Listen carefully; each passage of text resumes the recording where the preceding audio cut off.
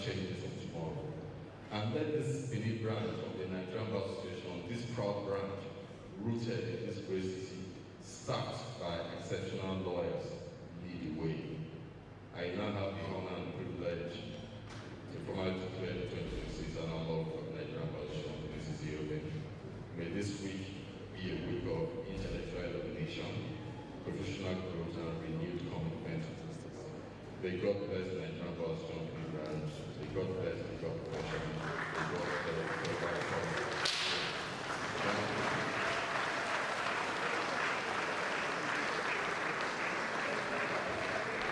The clouds can take the air home. Thank you. I was startled. I didn't know I was close to the artificial gum. A very wonderful speech. I was just gossiping the chairman at the bar, and the speech was going on.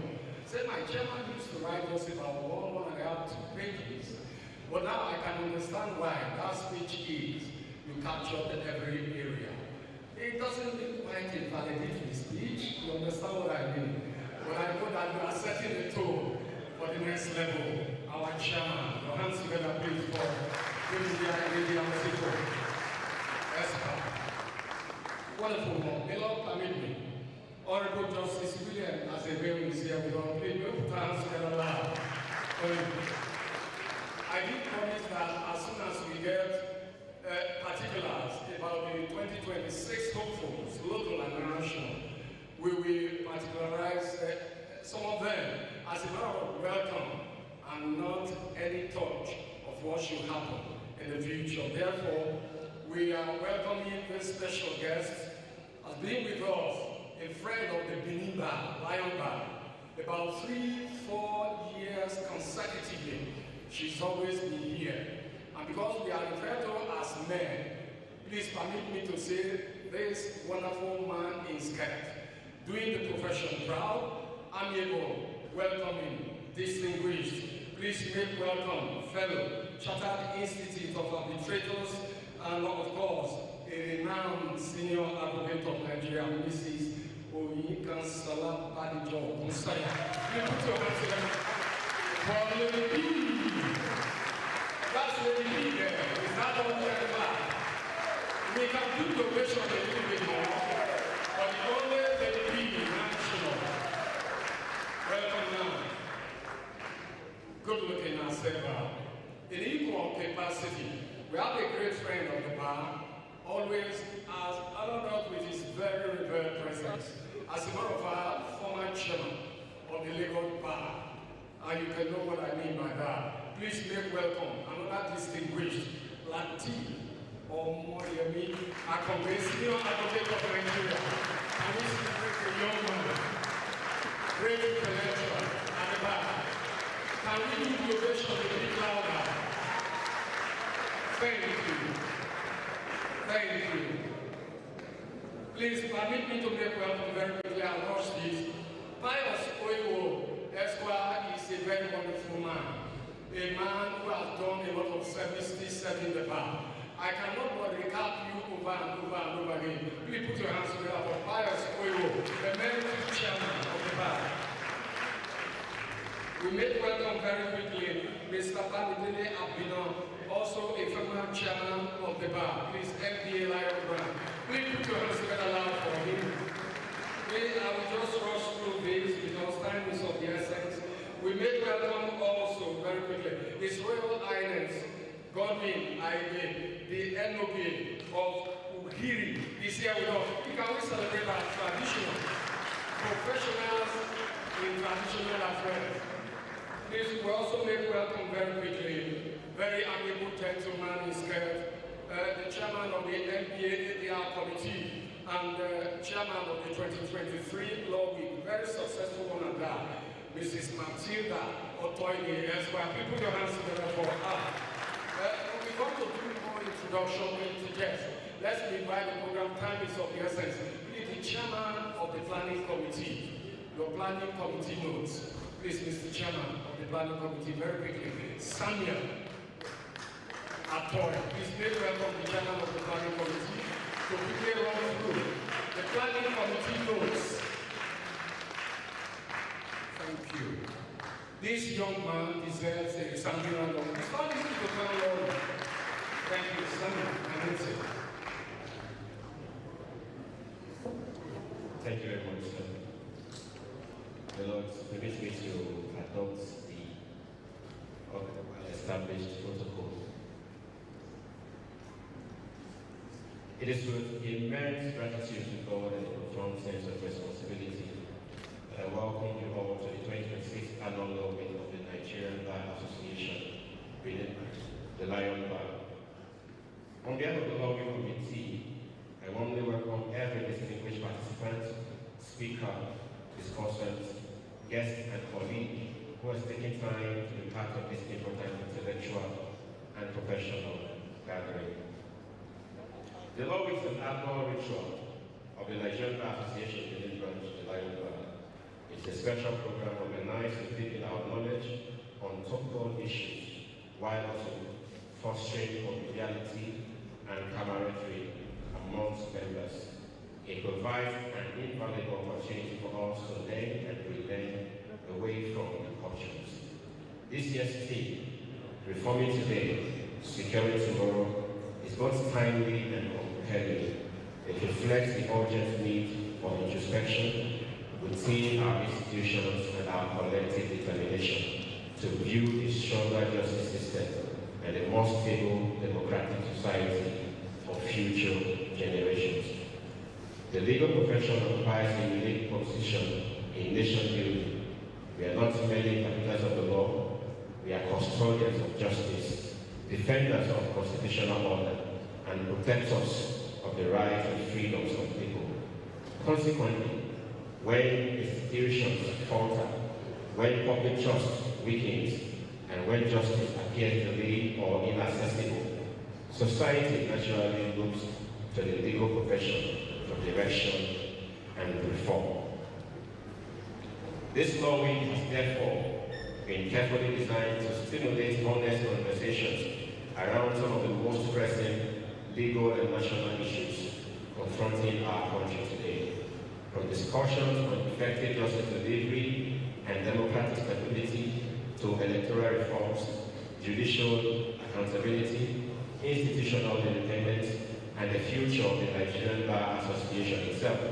We have assembled distinguished jurists, respected senior advocates, academics, policymakers, and public intellectuals who will guide this conversation with depth and insight. We are particularly honored by the presence and participation of eminent personalities on the bench and bar, academia, government institutions, and civil society. Their willingness to share their knowledge and perspectives greatly enriches this program and underscores the importance of the issues before us. Distinguished colleagues, reform is never convenient, but it is always necessary. Every enduring institution survives because it possesses the courage to confront its challenges and adapt to changing realities. As legal practitioners, we must continue to uphold the highest standards of integrity, professionalism, ethics, and service to society. The future we desire cannot be secured by rhetoric alone. It must be built intentionally through principled leadership, institutional accountability, and an unwavering commitment to justice. Beyond the intellectual engagements, this law week also offers us an opportunity for fellowship, professional bonding, and personal renewal. I encourage all participants to actively engage in every session and take advantage of the networking opportunities embedded in this program. At this juncture, I must sincerely appreciate the members of the planning committee for their cooperation, sacrifice, commitment, and tireless efforts in bringing this program to fruition. I also thank our sponsors, supporters, and every individual who contributed in one way or another towards the success of this week. I must not fail to mention the executive committee of the branch. Thank you all for trusting us with the responsibility of planning and executing this law week. Your support, guidance, and confidence in us made this vision possible. To the People's Chairman, Idem Esquire. You are not just my chairman, you are also my big brother, leader, and mentor. Thank you for your patience, encouragement, and for always tolerating all my disturbances. This lobby is the direct of the vision you shared with us and the platform you created for us to achieve. God bless you richly, sir. Very importantly, we express profound appreciation to the Honorable Chief Judge of Federal State, Honorable Justice D.I. Okobowa, for his unwavering support, encouragement, and leadership. Chief amongst which is the approval of this magnificent ceremonial hall for use during this week, as he has consistently done since assuming his exalted. We also deeply appreciate your Lordship for being such a gracious host to the bar and our distinguished guests during the Chief Judge's cocktail. We equally extend our gratitude to all the Honorable Justices of the Court of Appeal, Honorable Judges of the Edo State High Court, the Federal High Court, the National Industrial Court, Magistrates, Area Court Presidents, and indeed the entire Edo State Judiciary for their immense support. As we commence this year's law week, it is my sincere hope that the conversation we shall have here will inspire meaningful action, strengthen our institutions, and contribute positively to the advancement of justice and democracy in Nigeria. My lords, distinguished colleagues, as I round off this address, permit me to remember a dear friend, brother, and colleague who would have been very proud to witness this moment today, the late Ogaga John Igowai, the past publicity secretary of the Lion Bar, who introduced and encouraged me to become an active player in the activities of the Nigerian Bar Association. Your support, kindness, and belief in me remain deeply appreciated and will never be forgotten. I dedicate the success of this law week to your memory, and I pray that your soul and the souls of all the faithful departed continue to rest in perfect peace. Amen. We also welcome the Otutu of the bar, Ede Asinowa. You're welcome. We have an elder of the bar in our midst, Ademola Ochoko. You're welcome. We recognize you wherever you're seated. I see our beautiful welfare secretary in the person of Chinyere Ufiebo. You are welcome. We have a one-time proactive, very proactive feeder chairperson in the person of Mrs. Violet Ulubesi. You are welcome. Once again, I welcome all members of the Benin Bar to the Law Week 2026. Thank you, very sonorous. Take out my please. You answer that for my co-compares. Doing very great job. At this point,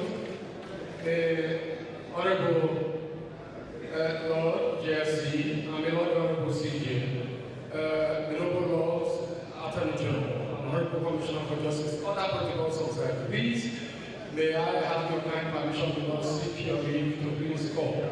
And with the standing round of applause, the Lord Honorable Chief Judge of the State, Honorable Justice Daniel Yobosa Okungowa, to do some keynote speech and the last speech, and to declare 2026 Law Week formally open. The week clap, please. May we put our hands together.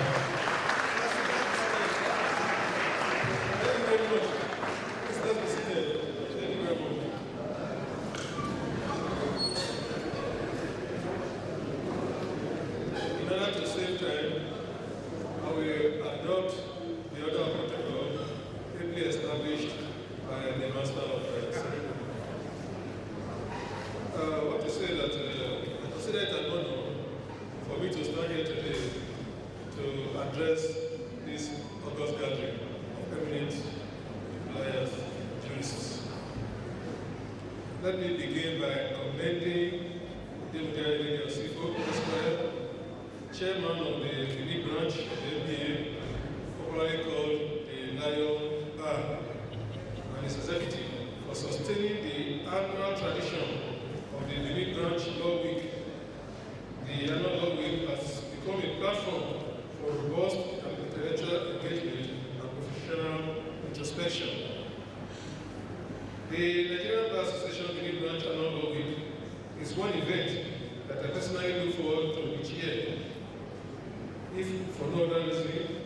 but the nostalgic feeling of being back to the bar from where I came.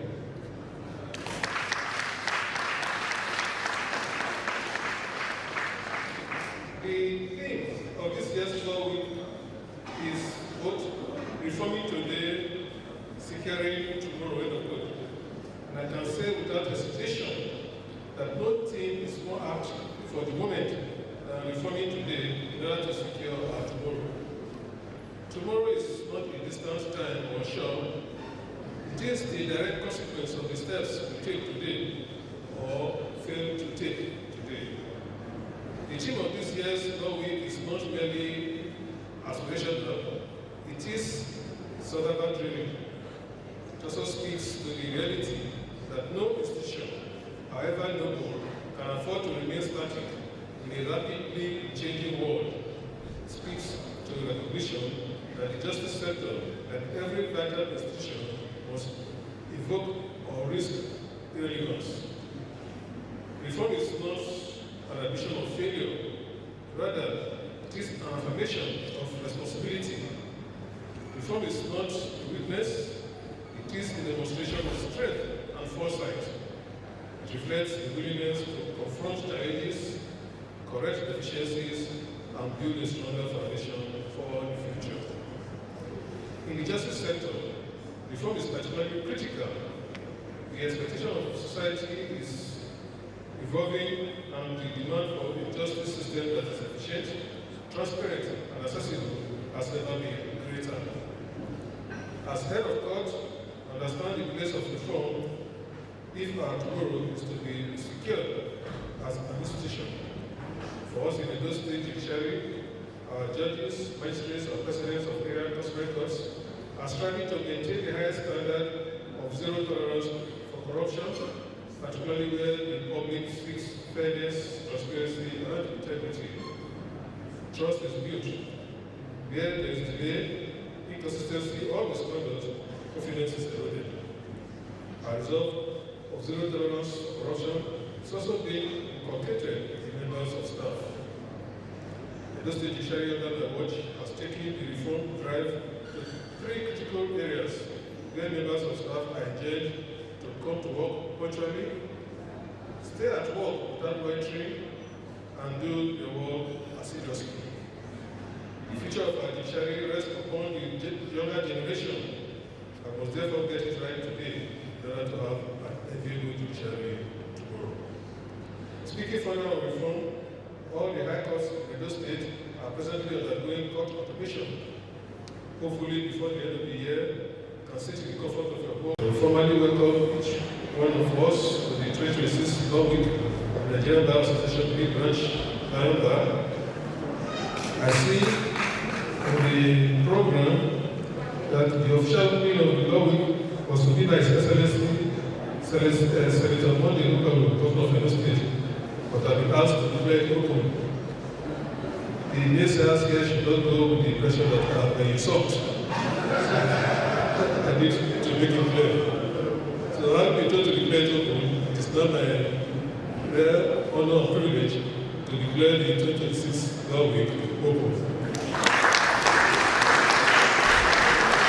I wish you all a fruitful and loving Law Week. Thank you very much.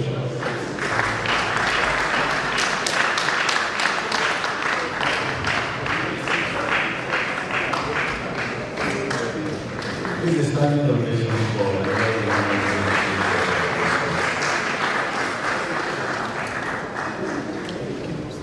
please be seated.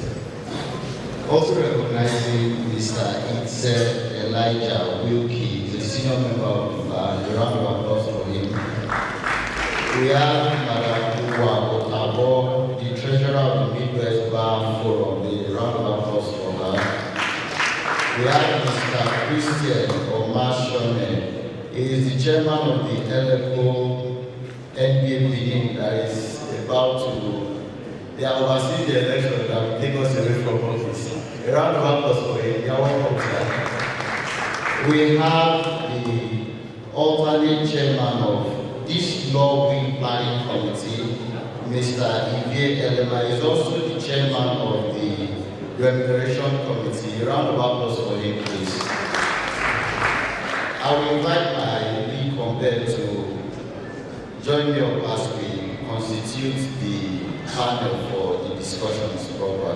Thank you all so much for being with us. We appreciate everyone. Please a round of applause for yourselves.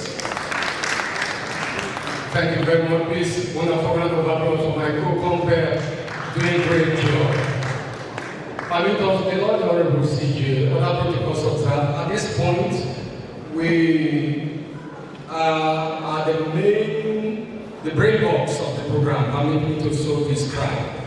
And that is the first session, the grand opening session, that is about to begin from now. And we have chairing the session the gracious presence of the bar-friendly Lord the Honorable CJ. Please, we will run a brief, a brief citation, as brief as possible, otherwise we may be compiling a compendium like an encyclopedia when we talk about the Lord the Honorable CJ. Our distinguished guest is an accomplished jurist and administrator whose career in the administration of justice spans several decades. Beginning his legal career in the Edo State Ministry of Justice, he rose through the ranks of public service before his appointment as a judge of the High Court of Edo State in 2001. Over the years, he has earned the respect of the bench and the bar through his dedication to justice, judicial integrity, and the rule of law. Following a distinguished tenure on the High Court bench, he was appointed acting Chief Judge of Edo State in May 2023 and was subsequently conferred and sworn in as the substantive Chief Judge of the state in July 2023. I thought we were going to put our hands together. We're not sorry. I couldn't ask the Lord to stand up.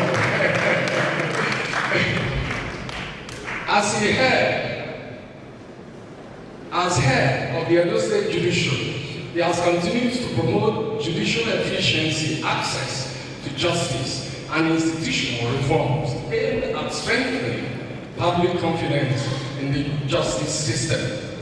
We are honored and indeed very privileged to make welcome the Lord the Honorable Chief Judge of Edo State, Honorable Daniel Iyobosa, who are great jurist and scholar and chairman of the session.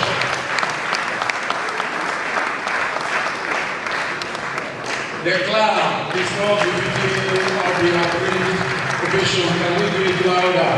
The chairman of session.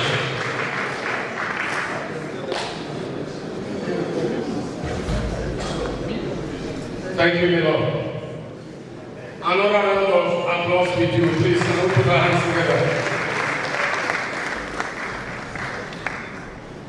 Next in the line of introduction is, we want to particularly, please permit us, the keynote speaker is a distinguished scholar and jurist. And we are indeed privileged, below. I may not ask you to stand below, but we are doing your citation. A round of applause for the Lord, please. Lord, we are privileged. A scholar, jurist, an amiable private and public service life, at the bar and the bench, are repeated notes of reference. Alumnus of Government College, Benin, King's College, Lagos, Madam Folio University, Nigerian Law School, a scholarship pursuit of further legal education saw him earn a Master of Laws degree from the prestigious University of Lagos, followed by 2 Doctor of Laws PhD degrees, one from European American University, another from Aldergate College.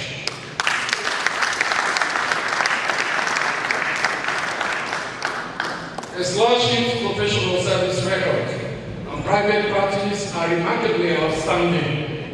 The Noble Lord worked as counsel at premier Nigerian law firms, including Chief Rotimi Williams Chambers and Fidelis Odita and Co.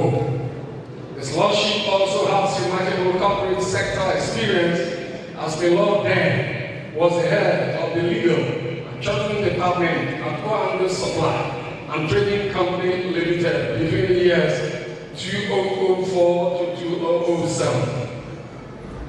The Lord's public and judicial service trajectory is a steady and steady one.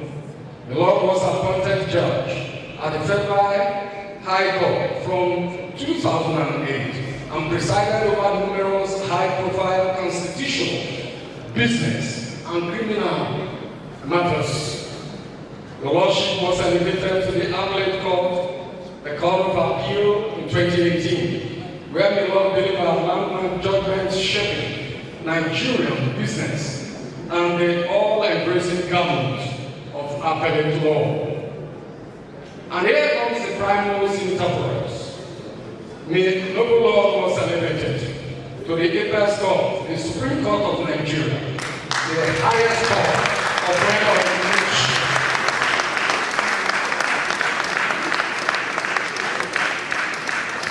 in 2026 to ignite further the jurisprudential landscape of delivery of intellectually sound judgments that shape the direction, destinies, and fortunes of individuals and national life of this nation. Please, this is just an abridged version. Permit us to make welcome, possibly with a standing ovation, the keynote speaker for today, Honorable Justice Mohammed Baba Idris, GBFC, Camilla Zuritamila, Stanley.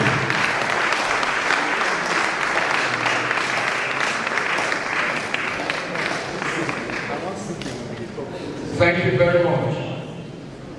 Beloved, you are welcome, very special. Please, I have been made to understand typographic error.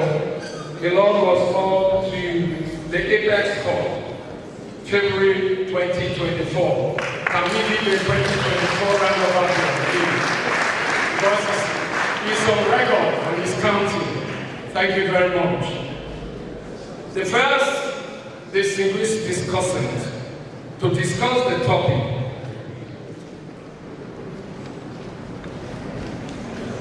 is a very distinguished scholar tourist, fine gentleman, amiable, approachable, a leader of the bar, a man who gives and never looks back. He feeds, he participates in feeding the bar. Perhaps we should start with that and make welcome the lead discussants at this session. Please permit us a little bit of.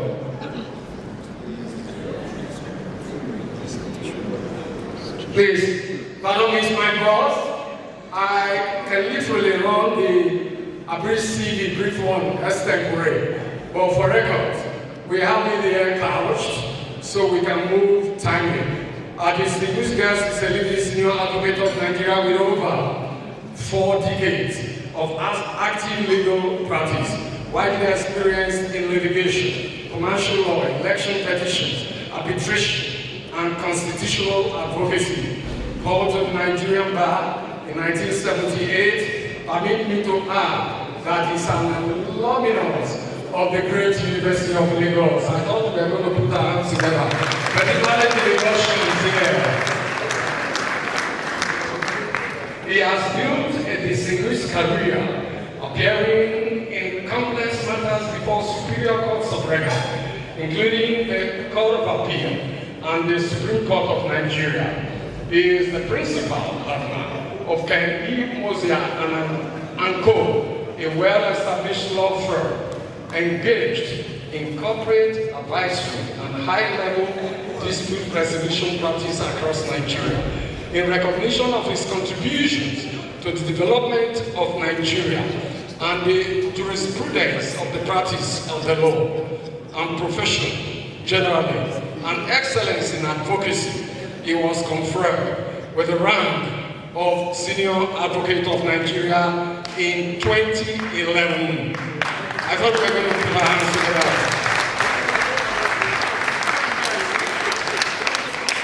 Please, 2010, I beg your pardon, yes, for correction, please. Thank you very much. Lady B, I literally get the whispers, thank you. My boss, I really miss that. 2010, Senior Advocate of Nigeria for the records. A clap for that, please.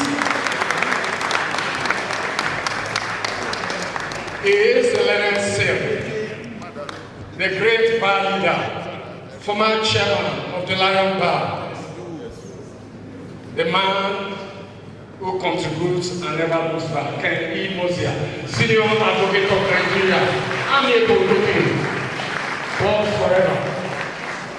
Now, we have another discussion coming, a great leader at the bar, a senior owner of that, life venture, and the universal vicar of the universal bar. Permit me to please, may you be all standing side. And not feet. Please permit me, I'm going colloquial. We cannot ask you to stand, but be there first, sir. Be there first. Please be standing, sir. Sorry, sir. Yes, sir. Thank you, sir. Our distinguished guest is a seasoned legal practitioner of considerable standing within the Nigerian bar, with a professional career spanning litigation, insolvency practice, and bar leadership.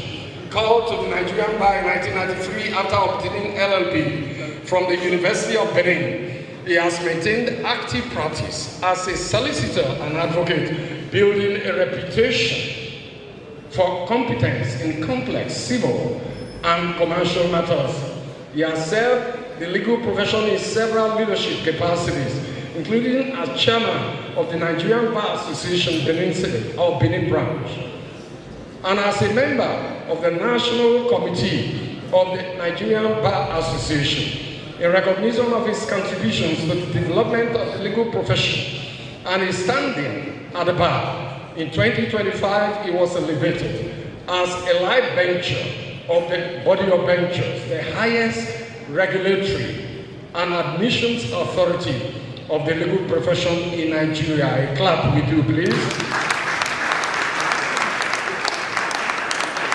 We humbly welcome the High Chief, the Vicar General of the Universal Bar. Make welcome Chief Razak O. Isenalume, life bencher. Please, can we put our hands together loud for him?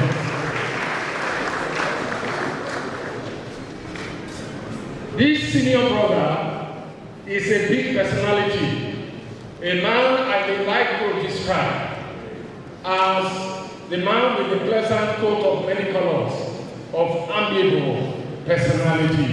Please, may we ask that Dr. Victor E. Oyosuma take a stand. Thank you, sir. Our next discussant, please, can we put our hands together? Yes, loud for him. Our distinguished guest is a public-spirited individual associated with civil engagement and participation in governance discourse within Edo State.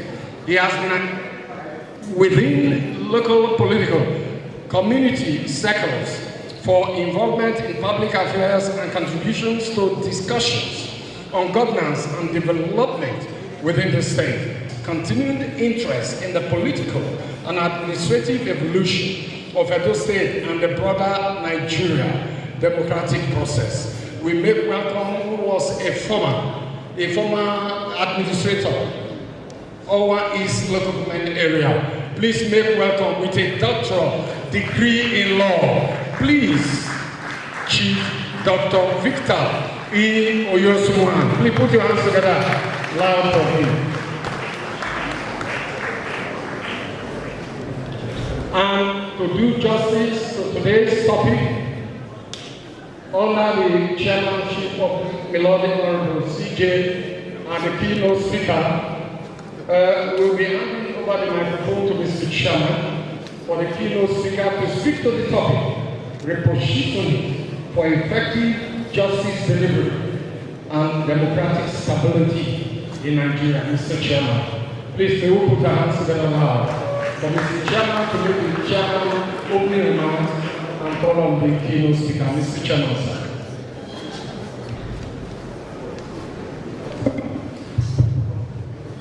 We're just going to go straight to the business of the day. We've had the resume of the keynote speaker, so bring out your pens and papers and take notes where necessary. Because it's going to be another lecture. Stability one and that. I'll just go ahead and hand over the microphone to the keynote speaker. So thanks. Yes, thank you very much.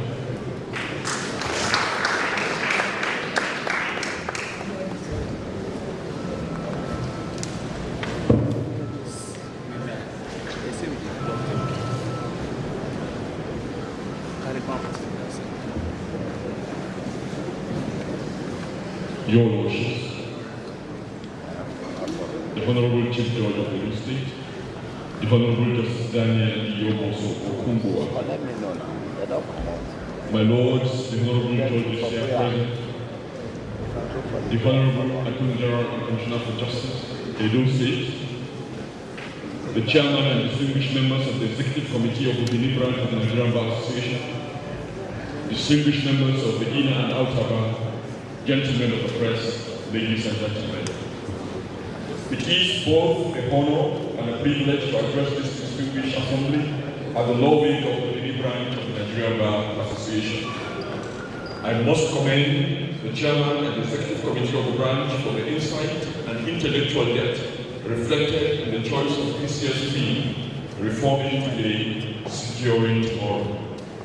The subject of this keynote address, the repositioning for effective justice delivery and democratic stability in Nigeria, is particularly apt and compelling at this defining moment. Perceived as lacking independence, the democratic order becomes increasingly vulnerable.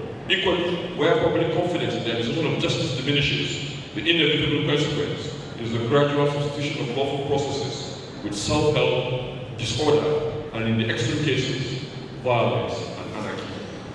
Nigeria's democratic trajectory since the restoration of national governance in 1999 reflects both commendable progress and significant institutional challenges.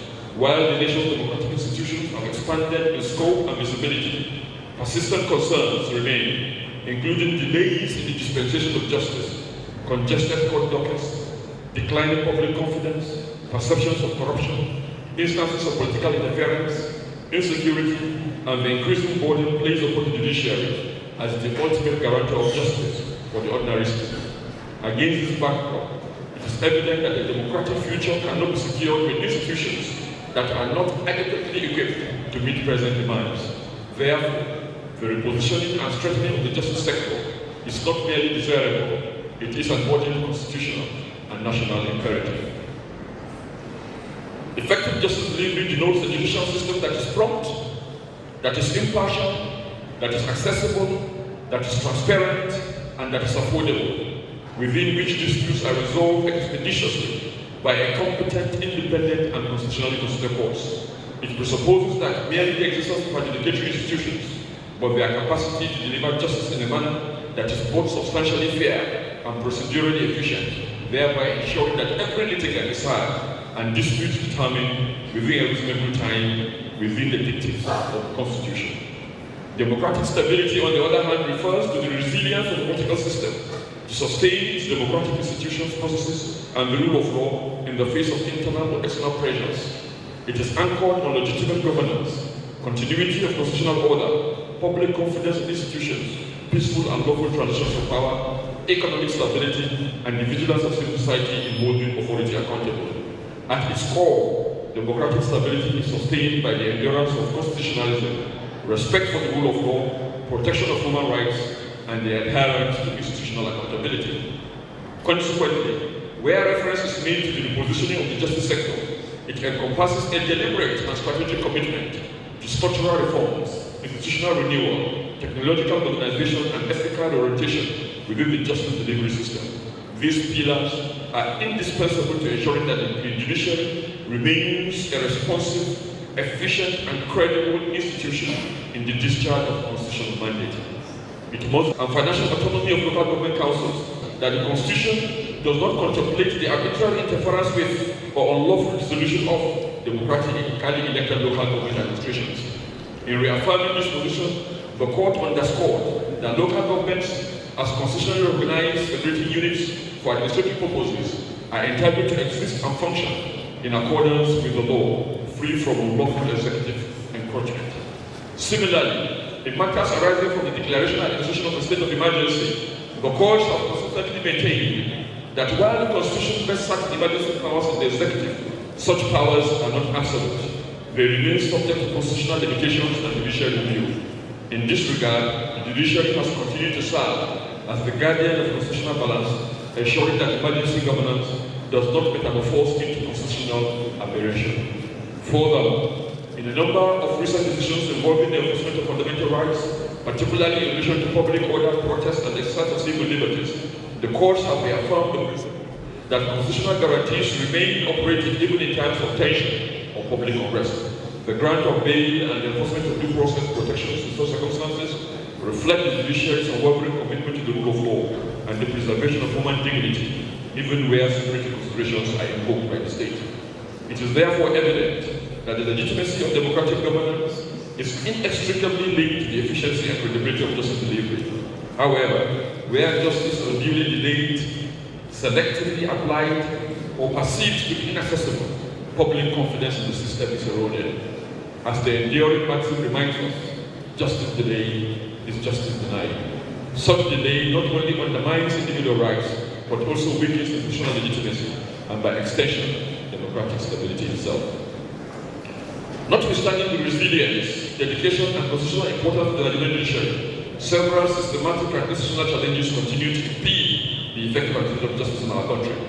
These challenges, if not decisively addressed, possesses the capacity to weaken public confidence in the justice system, and by extension, undermine democratic stability and the rule of law. What are these challenges? The first challenge we have identified is the delay in the administration of justice. One of the most persistent and troubling challenges confronting the judicial system is the inordinate delay in the determination of cases. Matters in certain instances remain unresolved for several years, and support the legitimacy of the entire judicial system, and indeed the democratic process itself becomes endangered. It is therefore imperative that the highest standards of judicial ethics, discipline, transparency, and accountability be continually upheld and strengthened within the legal profession and the bench. The survival of the constitutional democracy depends essentially upon the independent judiciary. Any attempt, whether direct or indirect, by political actors or institutions to intimidate courts, influence judicial outcomes, undermine judicial officers, or disregard lawful court orders constitute a grave threat to constitutional governance and the rule of law. The doctrine of separation of powers is not merely theoretical. It is a practical constitutional safeguard intended to preserve institutional balance and prevent arbitrariness of governance. Therefore, all arms and levels of government must respect the constitutional independence of the judiciary and refrain from actions capable of eroding its credibility or authority. Although the Nigerian judiciary has in recent years embraced certain aspects of judicial innovation, however, much remains to be done to bring our justice system in line with global best practices. In many courts across the country, judicial processes remain largely manual and time-consuming. Judges continue to record proceedings in longhand, while several courts still lack comprehensive electronic filing systems. Digital case management platforms, reliable virtual hearing facilities, and adequate technological support. In an era driven by rapid technological advancement, the absence of modern judicial infrastructure contributes significantly to inefficiency, delay, poor record management, and limited access to justice. Contemporary judicial systems across the world increasingly rely on technology to enhance transparency, efficiency, speed, and accessibility. Nigeria cannot afford to remain behind this inevitable transition towards judicial justice administration. The prevailing security challenges across various parts of the country have also adversely affected access to justice. Courts situated in conflict-prone or violence-affected areas frequently encounter operational difficulties, disruptions, and trust judicial personnel and litigants alike. In addition, many vulnerable persons, particularly those residing in rural or economically disadvantaged communities, lack the financial means, institutional support, or geographical access necessary to pursue legal remedies. In certain instances, citizens are compelled to travel considerable distances before they can access a court of competent jurisdiction. Justice, however, must not merely exist in theory. It must be practically accessible to every citizen, irrespective of status, economic condition, or geographical location. Another serious challenge confronting the justice system is the increasing disregard for court orders and judicial decisions by certain individuals, institutions, and governmental authorities. The authority of the courts and indeed the sanctity of the rule of law depends substantially upon the faithful and obedient judicial pronouncements. While in the judicial processes, the constitutional authority to interpret the law and pronounce judgments, and the enforcement of those judgments frequently depending on enforcement agencies. Consequently, where court orders are treated with contempt or selectively obeyed, the administration of justice is severely undermined. Public confidence in public institutions is weakened, and the authority of the constitution itself is diminished. No democracy can flourish where judgments of competent courts are ignored with impunity. Respect for court orders is not optional in a constitutional democracy. It is a fundamental obligation imposed by the rule of law. If Nigeria must therefore secure a stable democratic future founded upon the rule of law, constitutional order, and public confidence in governance, then far-reaching and deliberate reforms within the justice system are imperative. The demands of modern governance, the complexities of emerging legal issues, and the legitimate expectations of citizens require a justice system that is sufficient, independent, technologically responsive, ethically grounded, and accessible to all. In this regard, the following reforms are of critical importance. 1. Strengthening judicial independence. Judicial independence remains the cornerstone of constitutional democracy and the bedrock upon which the rule of law rests. A judiciary that is subject to undue influence, whether political, financial, or institutional, cannot effectively discharge its constitutional mandate as the impartial arbiter between citizens and the states. Therefore, the constitutional provisions guaranteeing financial autonomy for the judiciary must be fully implemented and respected at all levels of government. Judicial appointments, promotions, and disciplinary procedures must equally remain transparent, merited, and insulated from partisan or political interference. Only a judiciary that is demonstratively independent can inspire public confidence, preserve constitutional balance, and sustain democratic governance. 2. Technological transformation of the justice system. The future of this administration lies substantially in technological innovation and judicial transformation. Modern judicial systems across the world increasingly rely upon technology to improve efficiency, to improve transparency, to improve accessibility and case management. The adoption and expansion of electronic filing systems, virtual court proceedings, digital case management platforms, automated scheduling systems, and electronic record preservation will significantly reduce delays and enhance the administration of justice. Technology also possesses the capacity to expand access to justice for citizens residing in remote communities, thereby democratizing legal process and judicial process. It is noteworthy that legal research and judicial institutions in Nigeria have already benefited immensely from judicial innovations introduced by platforms such as the Law Pavilion, the electronic version of the dynamic law reports, and other modern legal research databases and repositories. These innovations have substantially improved access to judicial authorities, legal materials, and research efficiency for judges, lawyers, and scholars alike. Nevertheless, greater institutional investment and nationwide technological integration remain necessary in the Nigerian judiciary is to fully align with global best practices in digital justice administration, procedural and legislative reforms. Although Nigeria's procedural laws have undergone commendable reforms over the years, further modernization and harmonization remain necessary to eliminate technicalities and delays that hinder effective justice delivery. Frivolous third-party applications, abuse of court processes, and dilatory tactics should be discouraged through stricter procedural controls and effective case management, while greater emphasis must be placed on substantial justice or substantive justice. Alternate dispute resolution mechanisms such as arbitration, mediation, conciliation, and restorative justice should also be strengthened to reduce the burden of conventional courts and promote faster dispute resolution. Additionally, the expansion of specialized courts and division staff by judicial officers with expertise in areas such as commercial law, cybercrime, taxation, maritime law, electoral matters, and financial crimes will enhance efficiency, competence, and the expeditious resolution of complex disputes. Capacity building and continuing legal education has been identified as one of the areas to be looked into. Ethical reorientation and judicial accountability. Expanding access to justice, legislative and constitutional reforms. In respect of legislative and constitutional reforms, the reposition of the justice sector must necessarily include continuous legislative and constitutional reforms aimed at strengthening democratic institutions and improving judicial efficiency. Outdated laws that no longer reflect contemporary realities must be reviewed and modernized. Procedural rules across various courts should be harmonized where necessary to promote consistency, to promote certainty and efficiency in judicial proceedings. Above all, reforms must continually strengthen democratic institutions, reinforce constitutional governance, and preserve the supremacy of the rule of law within the Nigerian state. What role for the stakeholders? While the judiciary has the primary constitutional responsibility of dispensing justice with courage, dispensing justice with impartiality, and fidelity to the Constitution, the task of reforming and repositioning the justice sector cannot rest upon the judiciary alone. Sustainable justice sector reform requires collective institutional commitment, mutual respect among the House of Government, and active participation by all stakeholders within the democratic space. The judiciary itself must continue to uphold its institutional integrity, independence, and moral authority. Judicial officers must remain steadfast in courageously applying the law without fear or favor, affection or ill will, while maintaining the highest standards of discipline, impartiality, and ethical conduct. The credibility of the justice system ultimately depends on the public confidence in the integrity and independence of the courts. The executive arm of government must equally demonstrate unwavering respect for the rule of law by faithfully obeying and enforcing judicial decisions, while also providing the necessary institutional and financial support required for effective justice administration. Constitutional democracy can only thrive where judicial pronouncements are respected and implemented in good faith. The legislature, on its part, has the responsibility of enacting progressive and responsive laws that strengthen democratic governance, improve judicial efficiency, and address contemporary societal realities. Through effective legislative oversight and necessary constitutional amendments, the legislature plays a critical role in deepening institutional accountability and reinforcing the constitutional framework within which justice is administered.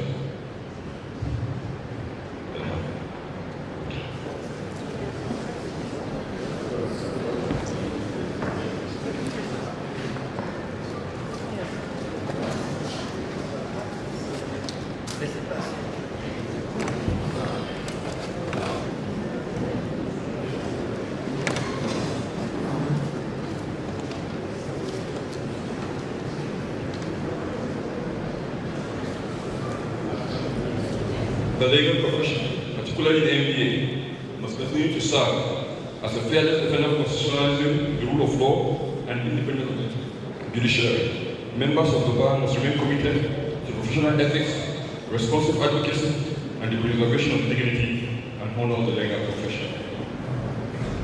Civil society organizations and the media also occupy a vital place in the democratic process through civic engagement, public enlightenment, advocacy, and institutional oversight. They contribute significantly to transparency, accountability, and the protection of democratic values. A responsible and informed civil society remains indispensable to sustainable constitutional democracy. Above all, citizens themselves must embrace lawful conduct, civic responsibility, and active participation in democratic governance. Democracy flourishes not merely through institutions, but through the collective commitment of citizens' constitutional order, national unity, and the rule of law. Indeed, nation building is a collective enterprise, and the responsibility of securing justice and democratic stability belongs to all.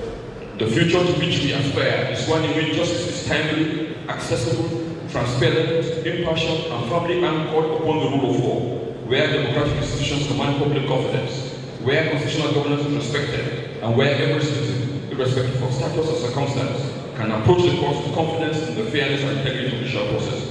Such a future, however, will not emerge by a mere aspiration.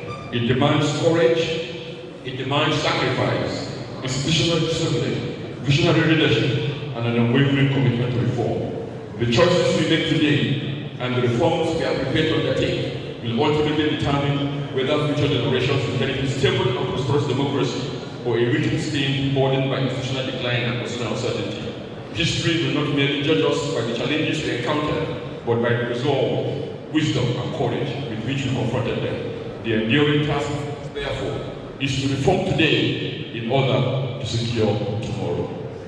In concluding this keynote address, it must once again be emphasized that justice and democracy remain inseparable companions within every constitutional society. Where justice thrives, democracy flourishes. Conversely, where justice is weakened, delayed, politicized, or undermined, democratic stability inevitably becomes fragile. Nigeria presently stands at a defining moment in its constitutional democratic evolution. The responsibility before us transcends the mere identification of institutional deficiencies. It calls for the pursuit of deliberate, courageous, and enduring reforms capable of revolutioning the justice sector as a true instrument of national transformation, democratic consolidation, and social stability. If we possess the courage and collective will to reform our institutions today, posterity will inherit a Nigeria where justice is neither delayed nor denied, where democratic governance is strengthened by the rule of law, where judicial institutions command public confidence, and where constitutional order remains supreme and non-negotiable. The responsibility is all ours. The moment is now. The future for our democracy depends substantially upon the reforms we are prepared to undertake today in order to secure tomorrow.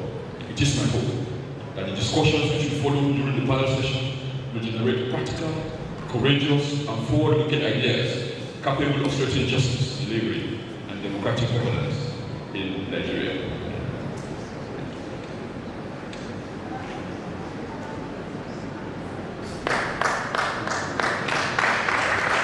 Before I take my seat, permit me to say this from the bottom of my heart. Benin is my second home.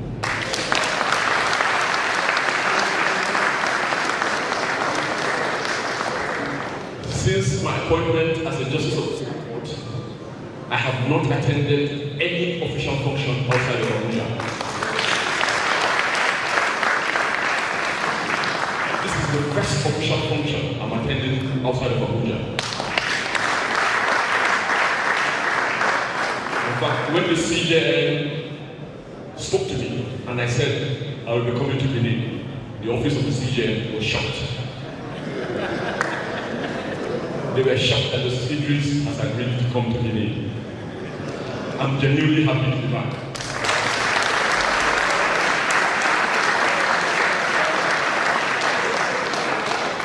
There is a peace that comes with returning to where your story began.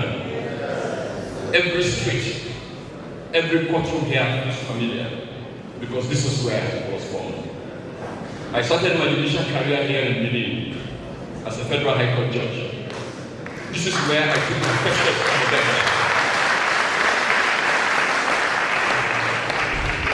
This is where I took my first steps on the bench.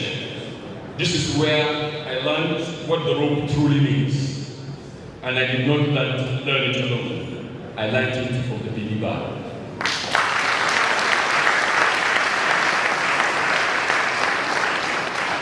The Benin bar taught me diligence. You taught me advocacy with integrity. You taught me that a good lawyer is not just brilliant but honorable. I watched your seniors argue with courage.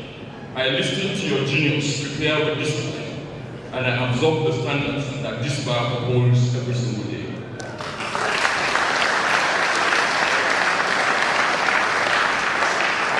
What I learned from the Benin bar did not stay in this city. It traveled with me. It traveled with me to Lagos. It traveled with me to Abuja. It traveled with me to Sokoto. It traveled with me to Kaduna, and it's with me in Abuja.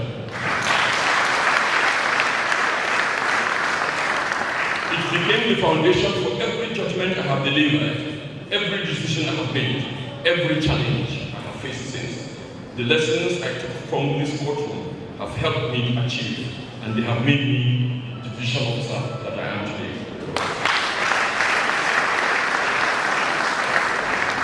So I stand here grateful for a second home that raised me, grateful for a bar that trained me, grateful for a city that believed in me when I was just starting. Benin made me, and I will never forget it.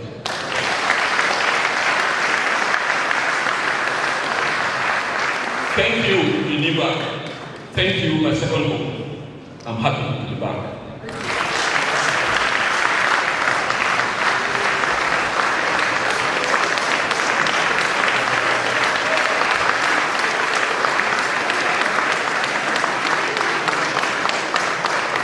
I thank you all for your attention, and may God continue to bless the Federal Republic of Nigeria.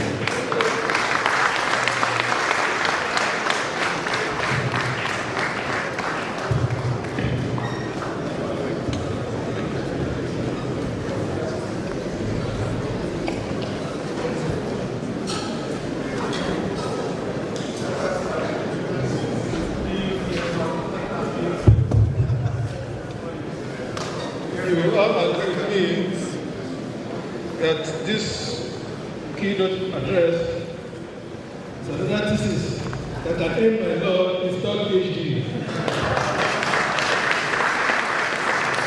Let us do it another round of applause.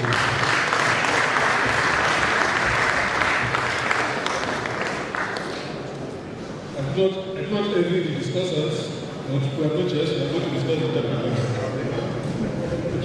So I will just pass the mic to the first discusser to discuss before. I hope you are keeping your notes and your questions and your comments and observations ready. Brothers. May I use the podium? Thank you.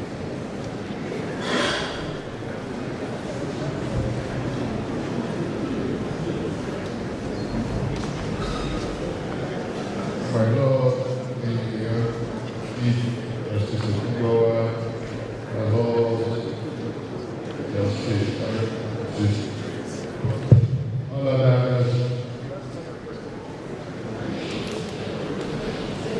my Lord Justice Idris, may I, on behalf of the Bar, ask from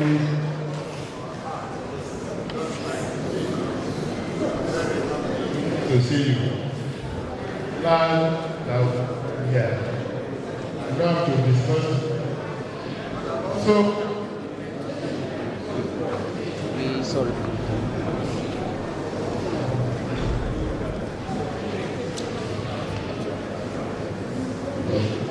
I also indicate to you, my Lord.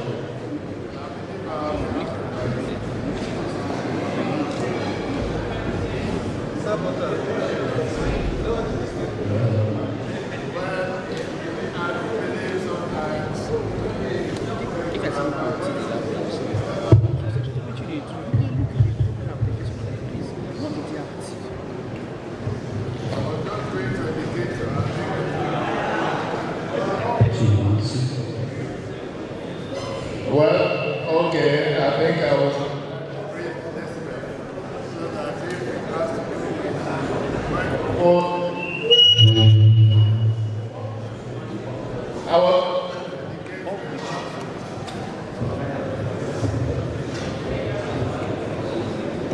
See, now you have made me go through all the microphones, and you make it look like there's something exceptional about it.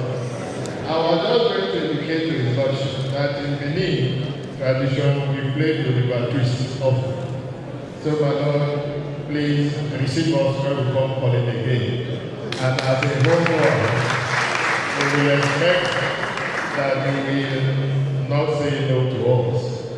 You know, since you carry us everywhere you go, we have the right and we will exercise that right as the appropriate time. Well, my Lord the CJ said he felt pity for us. My Lord, there's nothing to pity you. When I was told that I was discussing a paper to be written by my Lord the Honorable Justice Idris, I haven't gone through some of his judgments I knew my job would be very easy. You know why? I knew he is not likely to leave every field on board. And he has not done so. He has covered the field. So if I was on the bench, I would have just come up here and say, I have the privilege of reading what you read. I agree with everything he said. I have nothing to add.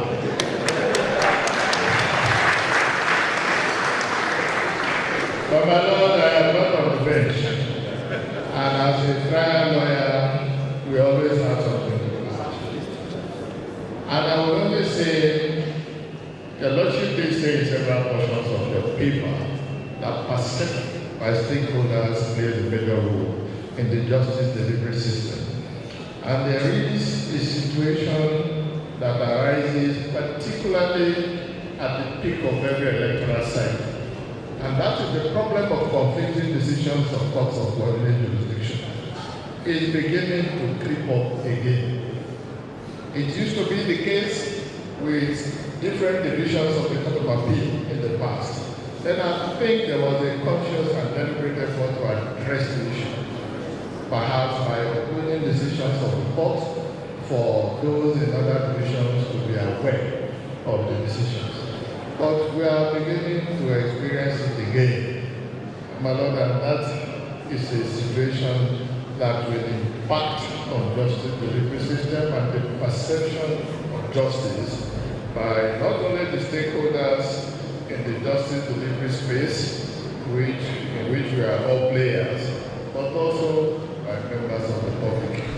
So I think that's an issue that the practitioners will have to address, and we see how we can all collectively solve the problem, or at least minimize it, particularly when they often impact in our democratic march, because we find that a lot of times they are often in respect of matters that have political and electoral undertones. And it's been there, but that's an issue that arises necessarily from your Lordship's paper. Now, also, the Lordship did say that the judiciary remains the stabilizing fulcrum of any constitutional democracy.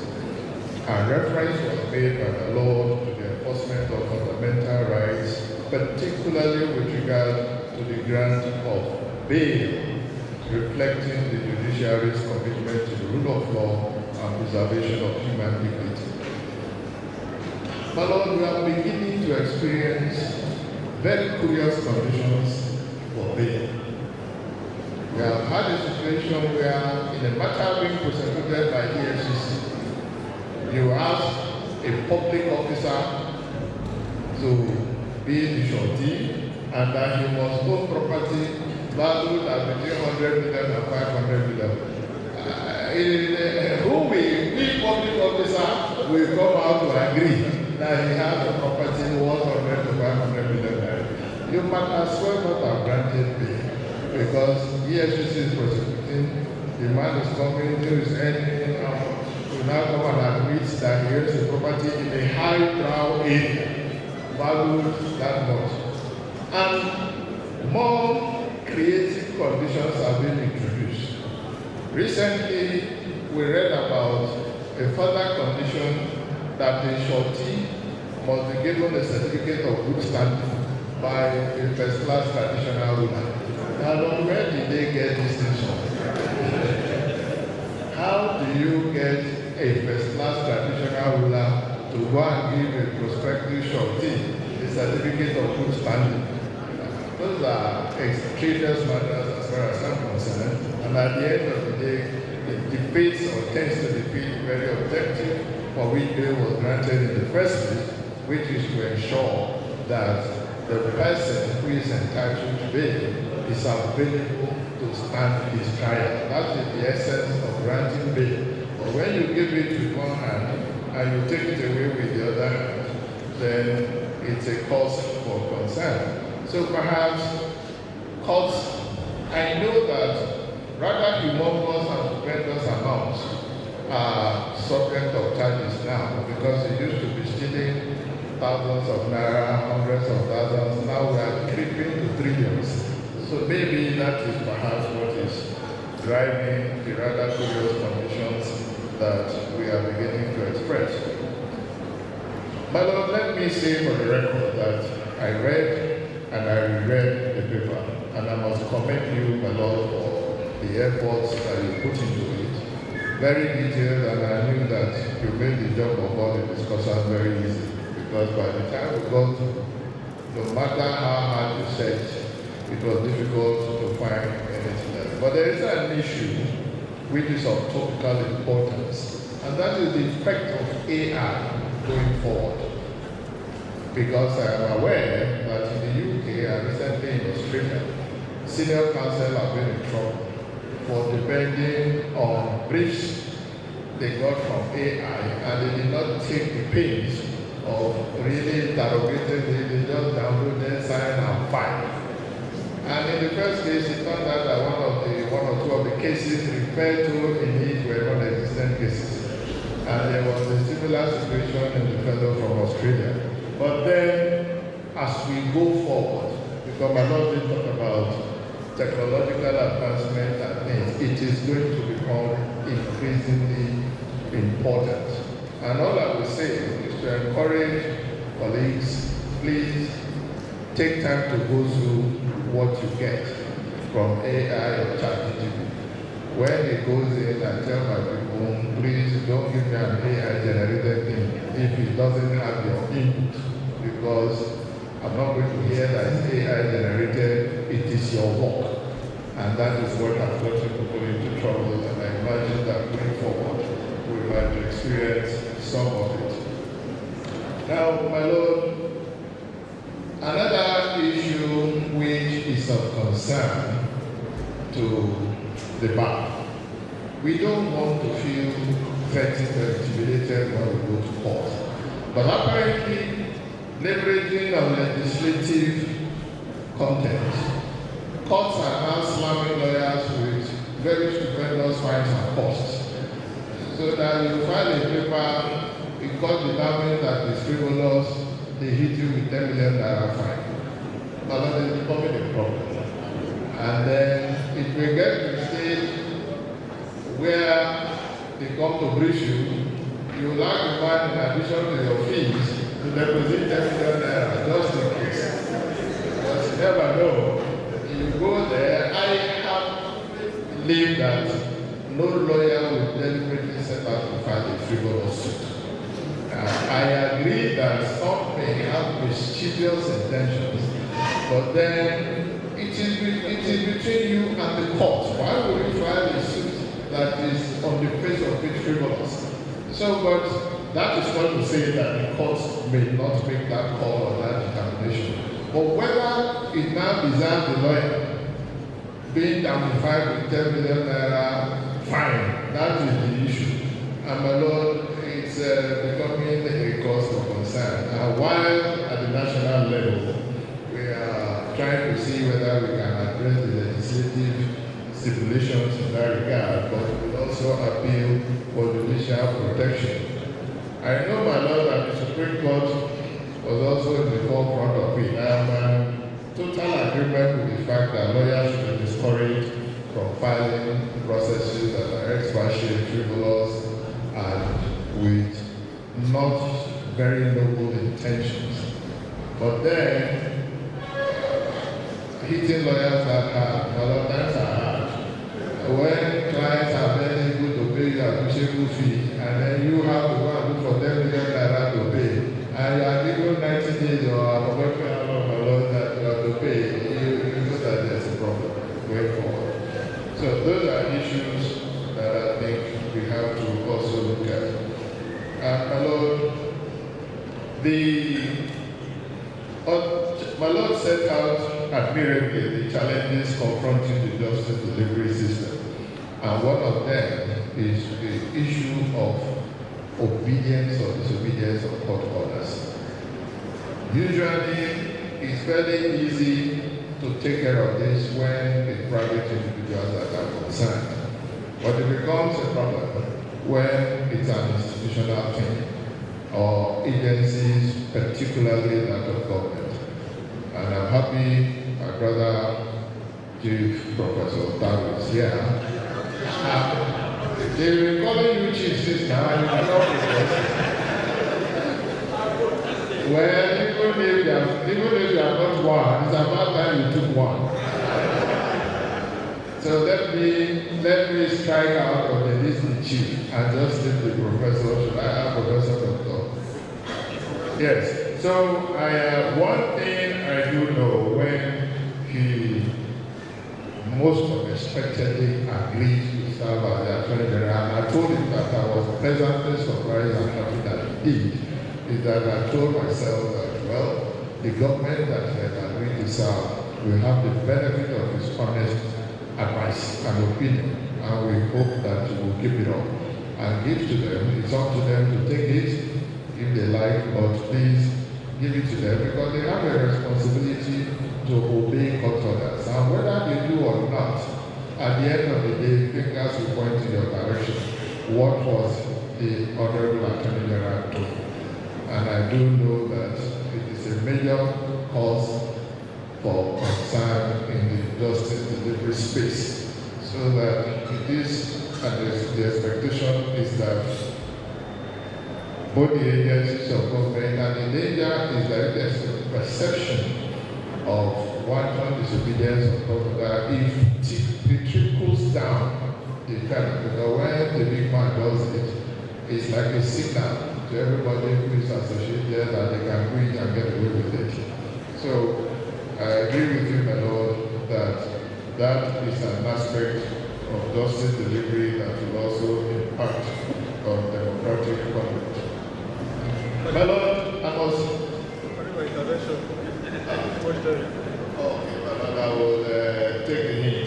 The only thing I was going to say is to thank my Lord for writing and delivering your paper in plain, fluent English. And there was no undue reference to any Latino expression. Because we all know the problem we have to go through recently with status quo antebellum. So I read the paper and it was in plain, fluent English. I thought, my Lord, I would want to commend you for that. Although Latin is the tongue of the lawyer, so when they say speak in tongues, occasionally what we want to do, we all speak Latin. And my Lord, thank you for preparing your paper with Latin. And with this, my Lord, the chief, you now very obedient. Thank you for reminding me that it's time. Razak, where is it? You know, it is the chairman of session that I will direct. We can applaud him for.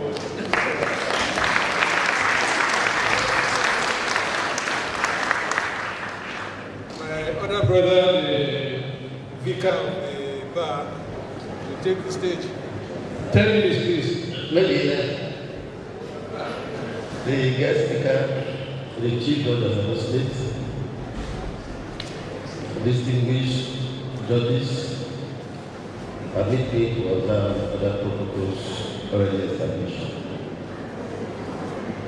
The guest speaker has stated rightly that dispute resolution after election is key to the sustenance of democracy. And this is the area I would like to take on. Following from that, I think the judiciary should play a leading role in sustaining our democratic experience.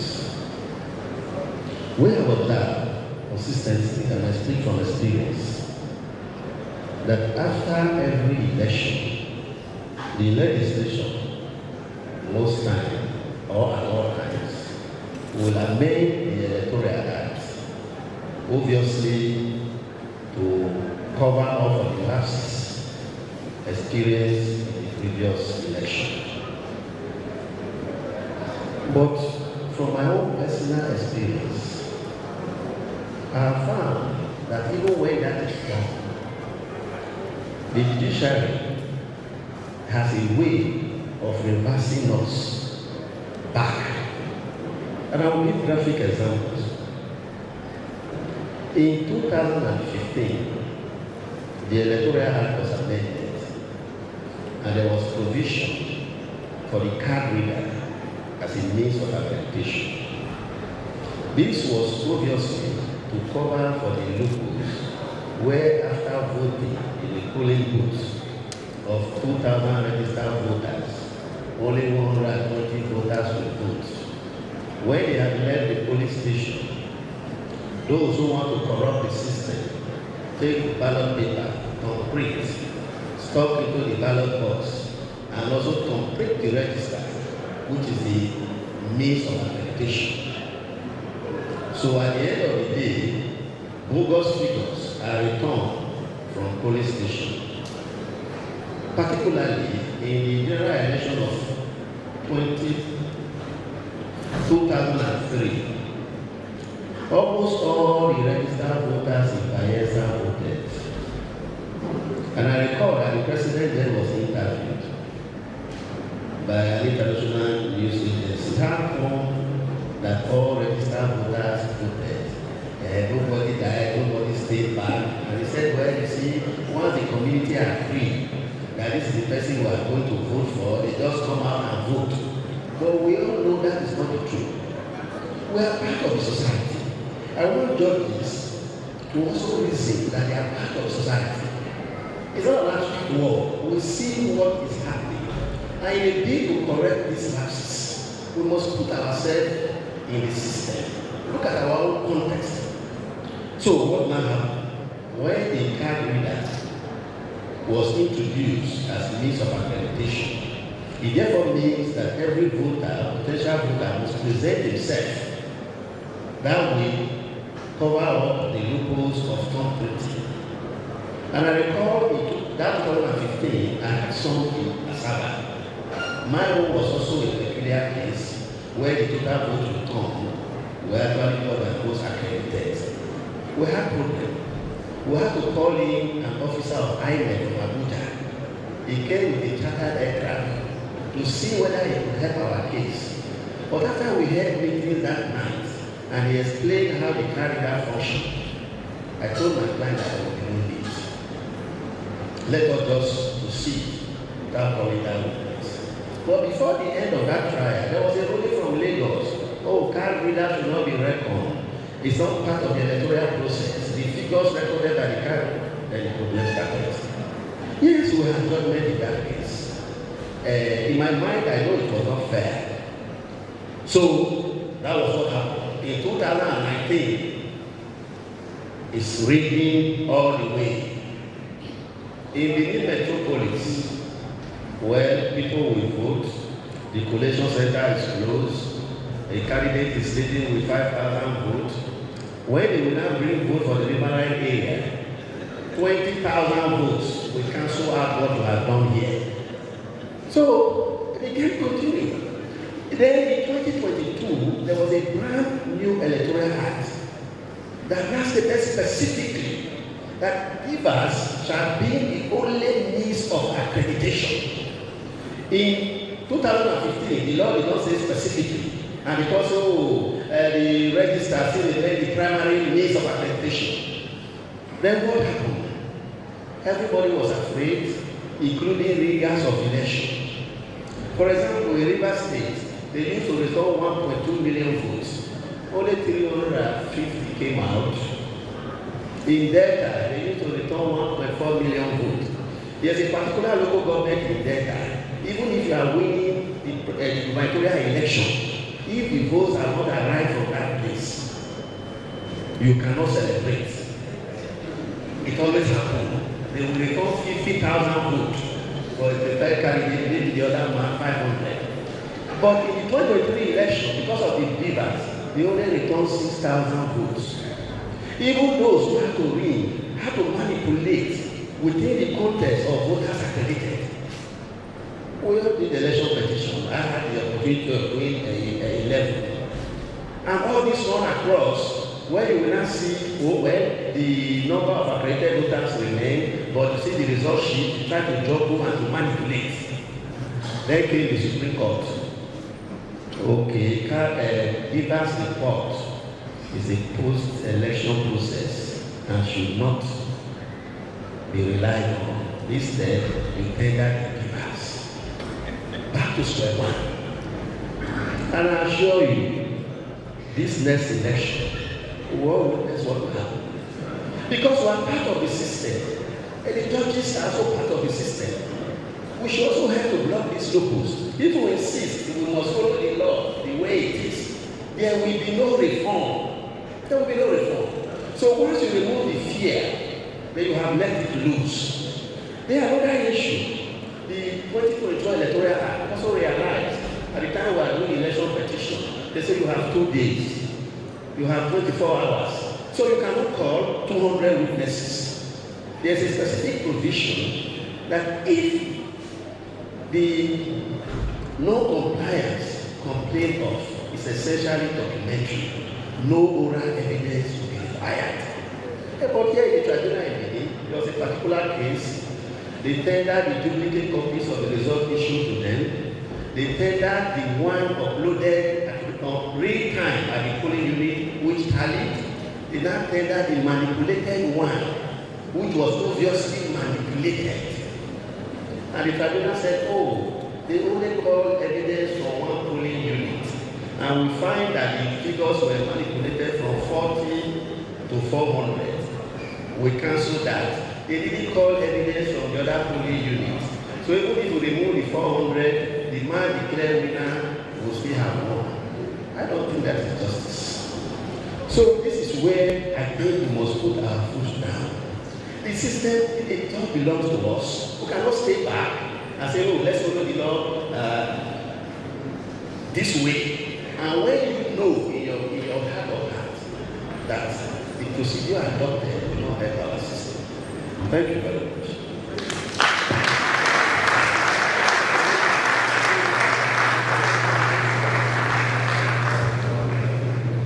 Thank you so much. I can see that it was well received. Now we are going to call a politician. Are you going to speak as a politician or are you going to speak as a lawyer? Whichever way, the mic is yours. And you have 10 minutes.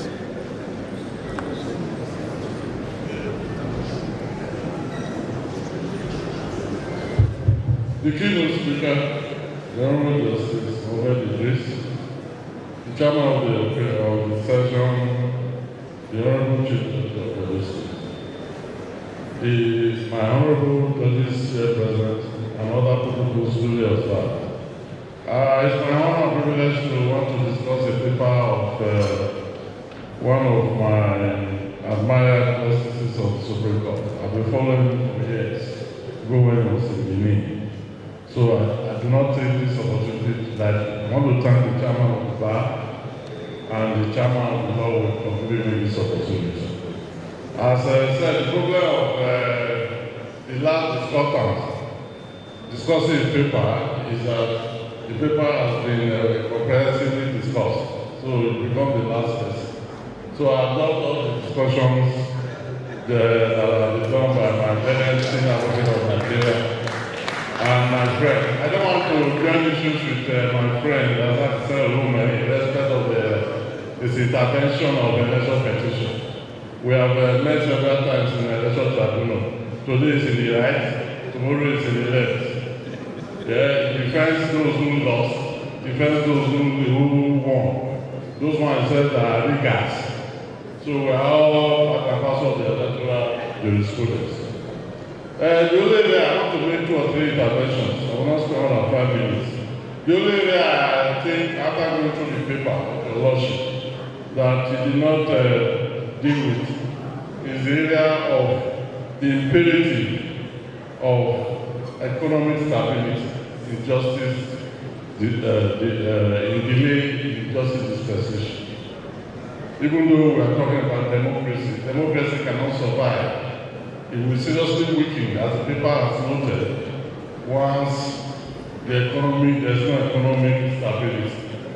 Most of every election cycle that we go through, one of the most topical issues that determine votes for an incumbent who wants to return, or for a candidate who wants to win an election, is the issue of economy. Today, one of the topical issues affecting Nigeria is the issue of economy. So I will just briefly deal on that, on how justice delay in justice dispensation has affected our economy, our laws. Beyond its fundamental role in upholding the rule of law and safeguarding civil liberties, an efficient and credible justice delivery system is an indispensable pillar of economic stability and growth. A nation's economic prosperity is linked to the practicability, fairness, and timelines of its legal framework. Due to undue influence, it creates an environment for uncertainty that deters both domestic and foreign investment. Judicial efficiency is paramount. Protracted legal battles, often spanning decades, impose significant costs on businesses, capital, divert resources that could otherwise be used for productive investment. The Lagos State High Court expeditious disposal of civil cases practice direction number 1 of 2019, Order 2, Rule 1 says that acknowledged that a huge backlog of undecided civil cases has undermined the credibility of civil justice administration and threatens the economic progress of the state and of the nation. This highlights how delays directly impede economic advancement, the need for economy of judicial time, as emphasized in APC, the Tosani and others, 2022. It's not really about cost management, but about fostering an environment where commercial disputes can be resolved swiftly, allowing businesses to operate with certainty. The National Judicial Institute Act, Section 3, promotes efficiency and improvement in judicial services, indirectly support this economic imperative. So a robust, ultimately an effective judicial system endangers investor confidence, as noted in PDP vs. Jeme and others 2019.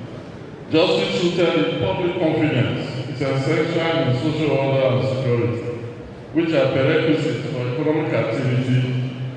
The Investment and Security Act of 2025, Section 201, 202, both underscore the importance of an investor protection fund as to endanger investors' confidence and promote general market development.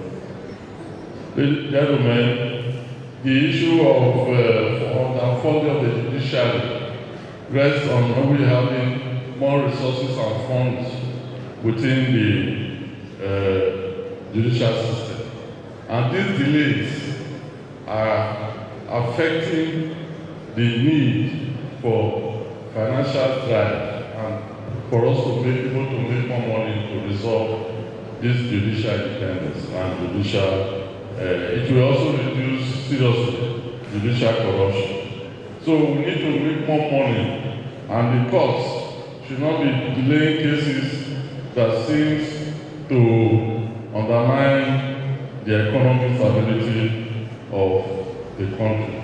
I want to join the keynote speaker in appealing to the NBA to up their game, to play a pivotal and indispensable role in the ongoing efforts to reposition the nation's justice system. As established in NBA vs. KMD 2017, the NBA was specifically established for the purpose of regulating the affairs and conduct of political professionals in Nigeria. I joined the speaker to say that the NBA, because sometimes judges cannot speak for themselves, should ensure that we speak for them and try and practice and ensure that the executive listens to the complaints that will enhance judicial independence and financial capacity.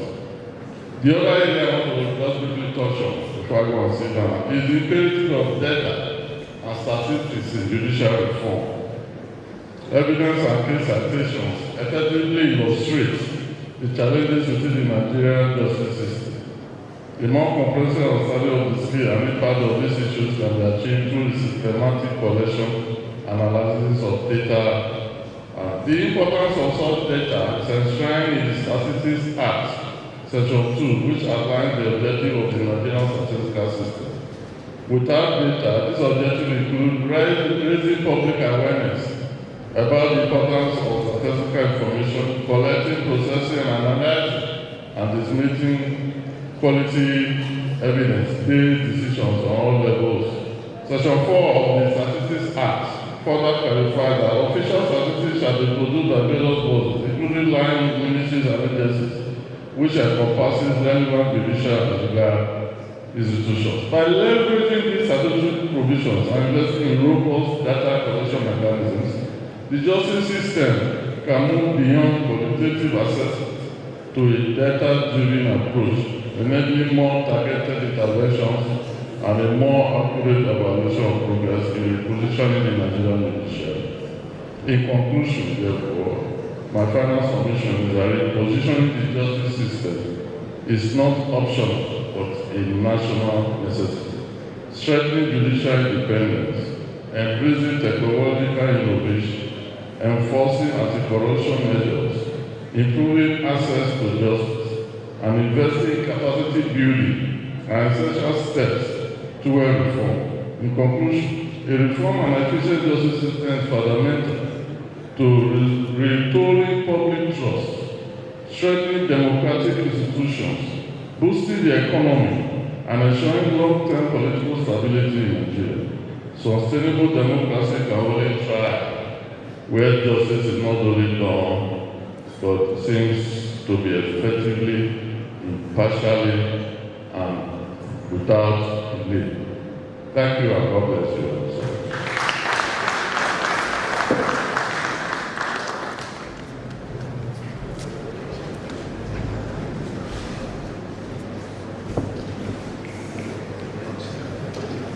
Thank you for your intervention.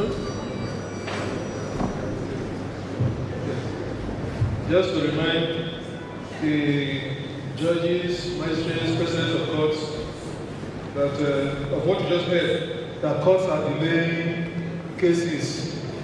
So, when applications for adjournments are made, you know what to do.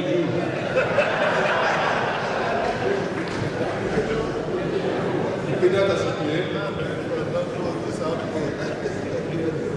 as it may, from the program, I see that this session should ordinarily come to an end by 12:45, but we're going to extend that a little so I can take contributions from the audience. You should indicate by a show of hand if you want to speak. You introduce yourself, and if it's a question, make it short. A minute or two. Thank you.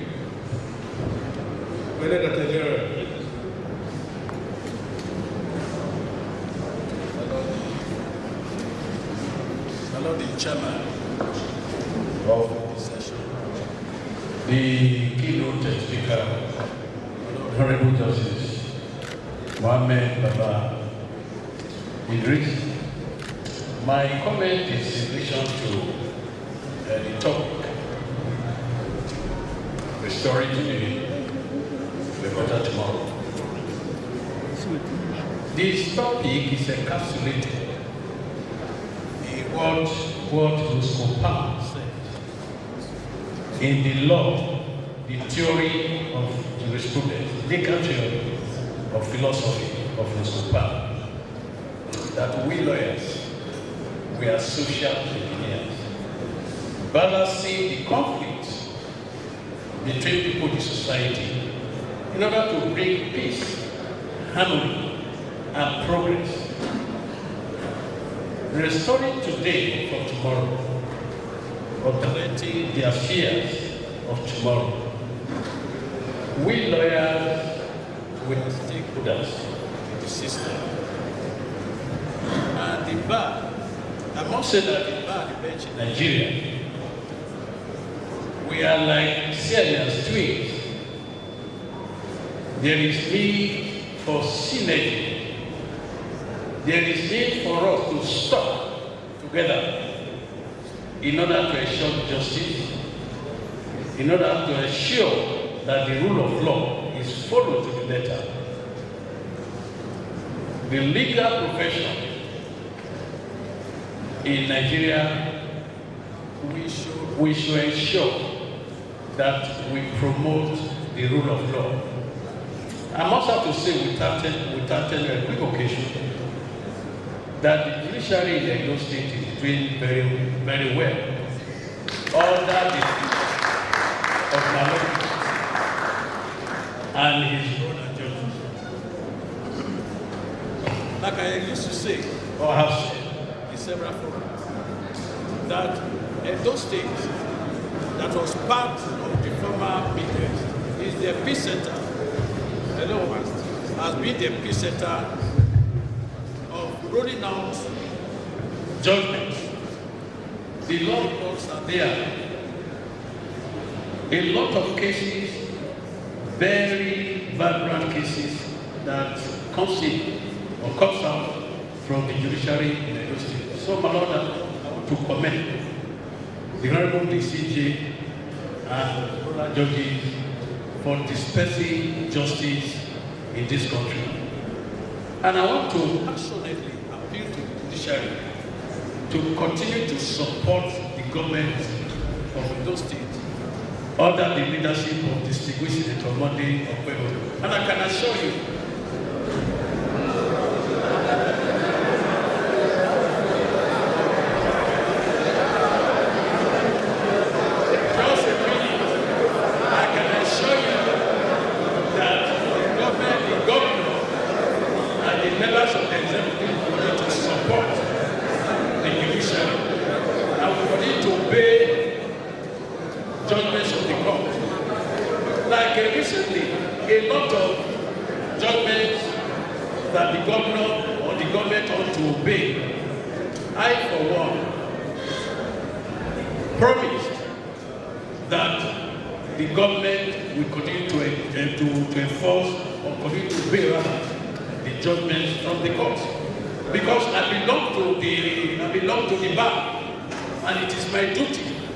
to ensure that judgments are obeyed.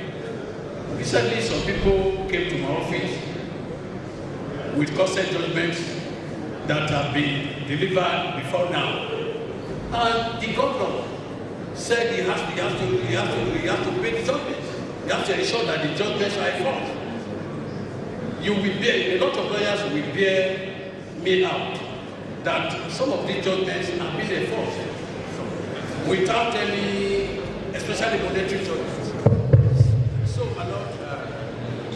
So my Lord, I want to say that we continue to, sorry my Lord, we continue to ensure that the judgments of the courts are obeyed.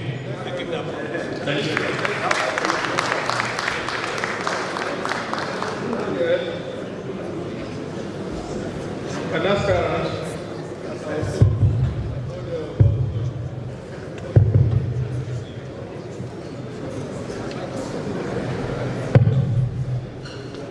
Very good afternoon, my lord, and of the Lion Bar. I remain Latif Omoyemi Akogbe. My lord, with your kind permission, my intervention is threefold. We won't take 5 minutes. First is to commend my lord, the keynote speaker. In fact, as a matter of fact, in my mind and in my heart, I'm still applauding that keynote address. I find it very commendable. Thank you, my lord, as we always find it to be. But my concern and my view is that in Nigeria, our problem has never been one of paucity of laws or regulations. It's always an implementation and the enforcement of these laws. So my question is this, my lord, and I will make my lord uncomfortable, my lord find it uncomfortable to answer some of these questions. Your lordship can take it back to the appropriate quarters, but this is what a forum like this is meant for. Now my first question is, can we really have an independent judiciary without being financially independent? That is financial autonomy for the judiciary. I know for a fact that judges do not speak, the bar speaks for the judiciary. But we also need an active bar, a courageous bar to take this on. I cannot remember the last time the NBA got up to fight for this autonomy for the judiciary. The last was staff of the judiciary making these demands and not the bar. That's the one. Secondly, my lord, I struggle, and I say with all sense of responsibility, that even as a senior advocate of Nigeria, I struggle to know what the philosophy of the Supreme Court is. The philosophy of,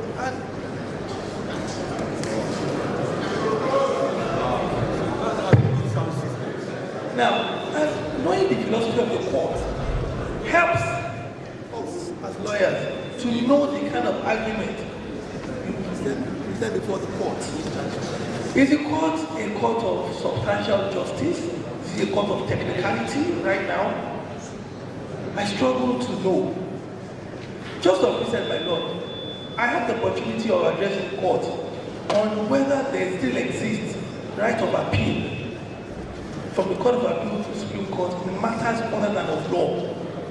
And to my dismay, even though the court alteration removed the right of appeal with or without leave, whether as of right or belief, the court still took the view that it has the jurisdiction to hear appeals other than of law once you seek leave. Now, what the third alteration did was to remove completely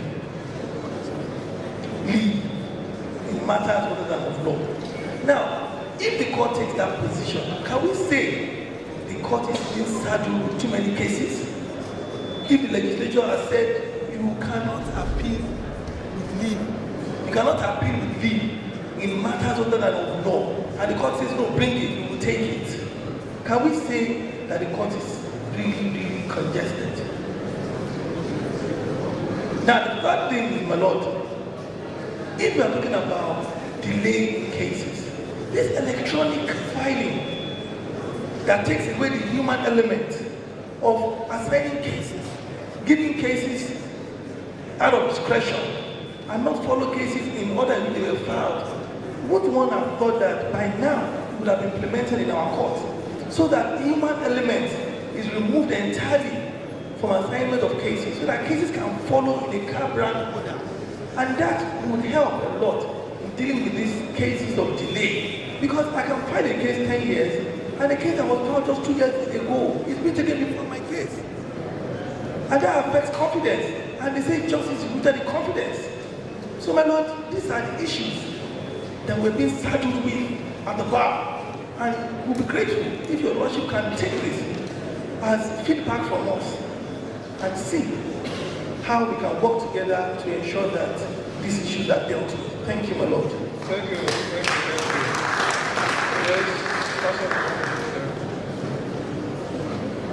Yes, I thank the Honorable George State for the opportunity. Just 2 comments. First one is... Good day, Chief, but not everybody knows. Thank you, my Lord.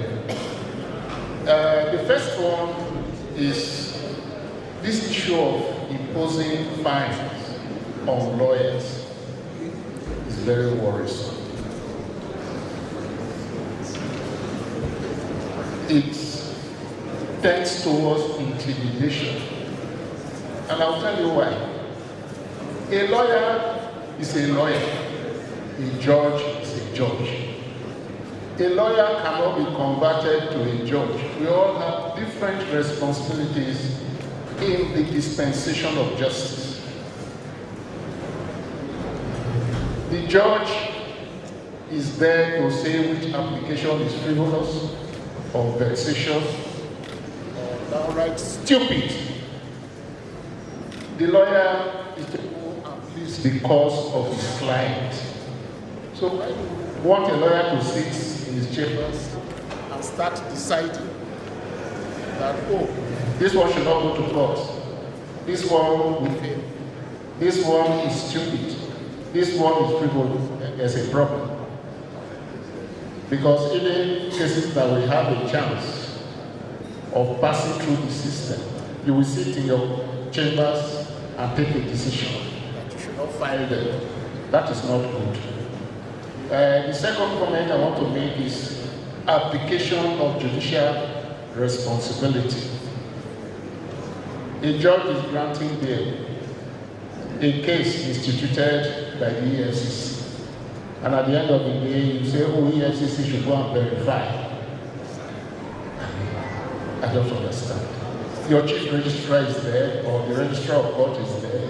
You are telling EFCC to go and verify the documents submitted by the sureties. That again is a problem. Finally, EFCC organizes seminars for judges.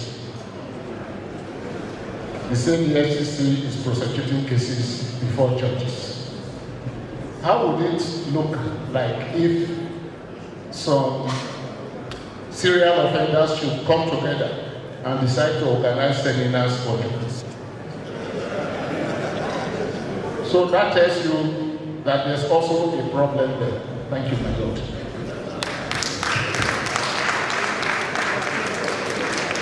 One or two more. Just a minute. today, secure tomorrow. So I don't blame His Lordship, the keynote speaker, for being constrained to that narrow prison. We know that reforms are incremental, subject even to reversals. But the Nigeria we are in today, the context in which this assemblage is holding, in my view, is one that calls for fundamental changes. If you like, revolutionary changes. How can you be talking about securing tomorrow in the face of the security challenges that we face in this country right now? I decided to wear this color of shirt today because the over 100 children in different parts of this country, students, pupils, those who have kidnapped them did not build a structure for them. They are under trees, rain, and sun. The logistics of trying to get food for them alone is such as will make the kidnappers to just forget about food for them. What is going to be the role of the judiciary in ensuring that security that we say we want to work for tomorrow? So I'm submitting, sir, that the biggest challenge we face, yes, we are limiting our discussions to petty matters stuff. I'm sorry to say, with all due respect. We should be talking about economic justice. We should talk about the role of lawyers in bringing about fundamental changes in legislation. First and foremost, the Constitution. Professor Sheku Oshoba, along with his brother from ABU, he just died a few weeks ago.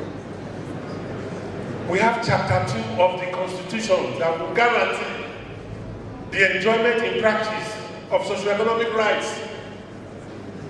You cannot divorce this from the security challenges that we have. And they are talking about law reform without discussing this.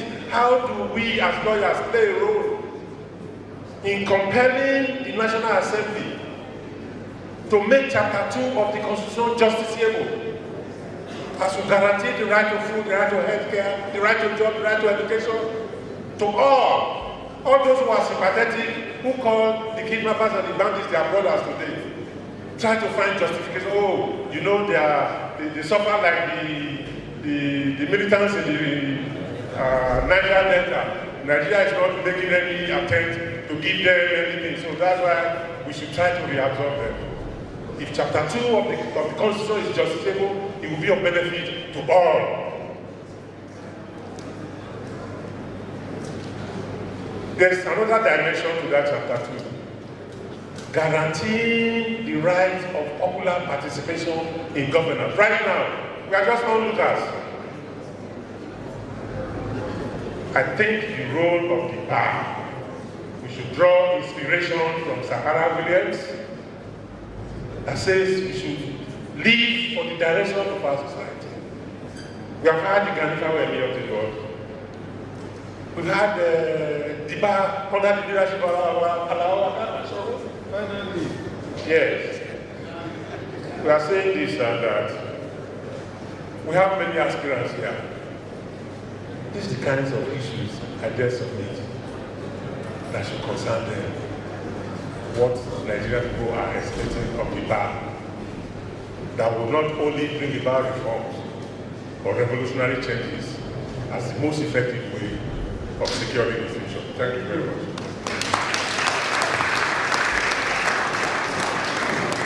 The last one from the bench. That's not the last one. My Lord, the Chairman of Section, the keynote speaker.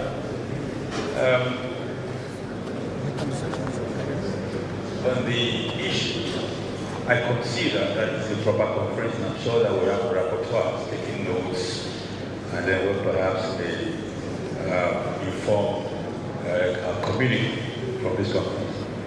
I think that we heard very two powerful voices, I'd like to say, on the issue of what was considered intimidation of counsel by courts, with particular reference to the position of fines with respect to some matters that are brought before the courts.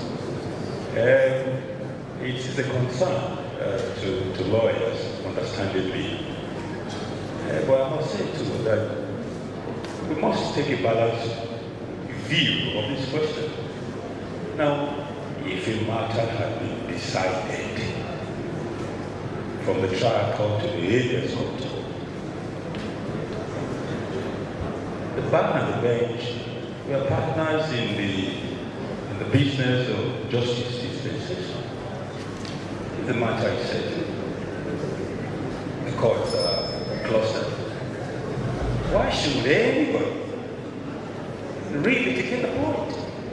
Particularly when the courts, up to the embassy, have made a determination. And I call for that is not being obeyed. They're bringing applications, by steps. So these are areas I think that we should look at. I think lawyers, we owe society a huge responsibility. So that what your client says you should do, you should do. Because it's not settled. And when the matter is settled at the Supreme Court, that matter has settled. I won't even mention the recent, that's the famous case of Momodo Abujebe. I'm sure these lawyers are familiar with that case. Determined. It happened that the lawyer was, I can discuss this now because of course it's over. Now, the lawyer was involved. And then, we shouldn't. Well, let me not make, let me be reserved my comments. But so, these are the challenges. And so one way to stem the tide, and it's growing, is in position of fights heavy enough perhaps to discourage the other lawyer from doing similarly the next time. That's the only way we can go. I thought I should make that point. No, we don't need to go with that. That's how it is. Thank you, Mr. Chairman.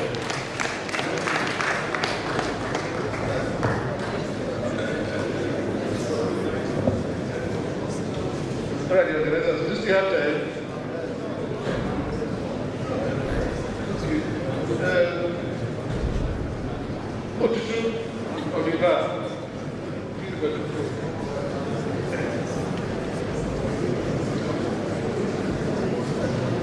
Thank you very much, my Lord, the Chair of Session, for this opportunity.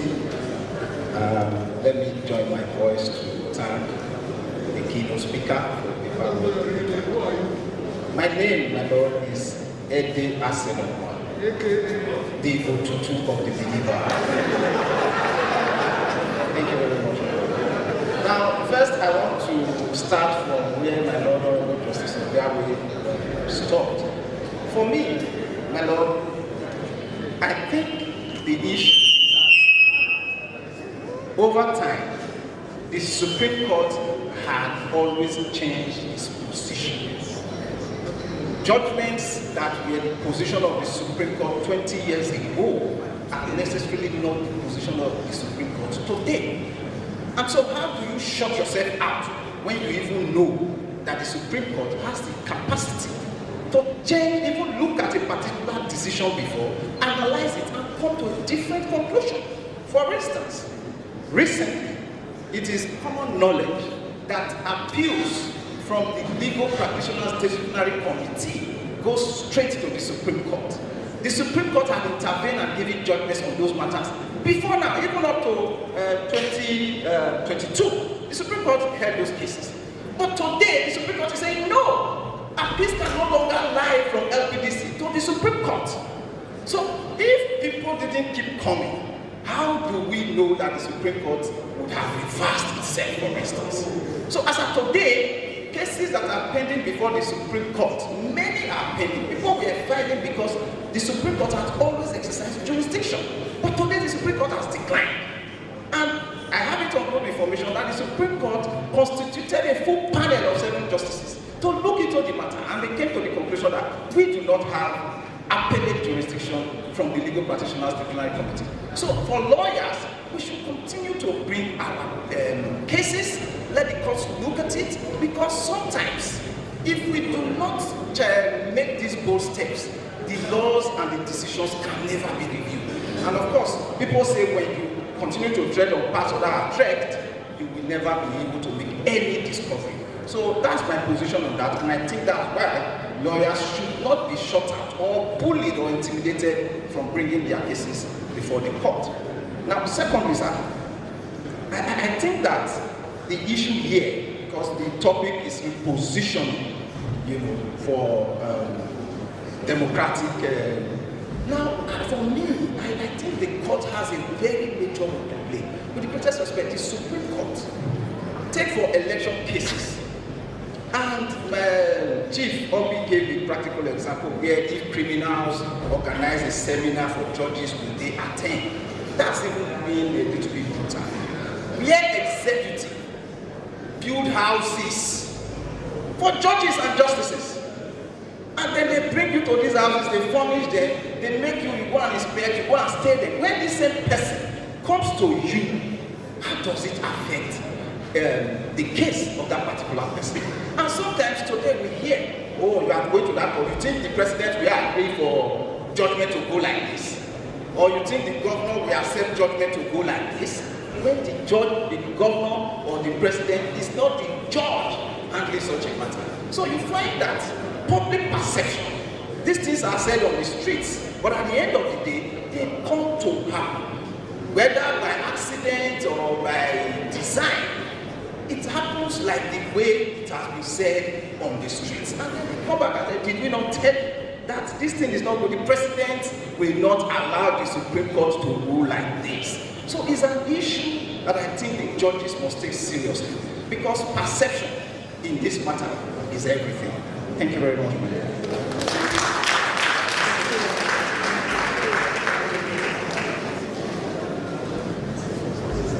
Thank you, my Lord, for not shutting the window on me. I appreciate. Christopher So is my name.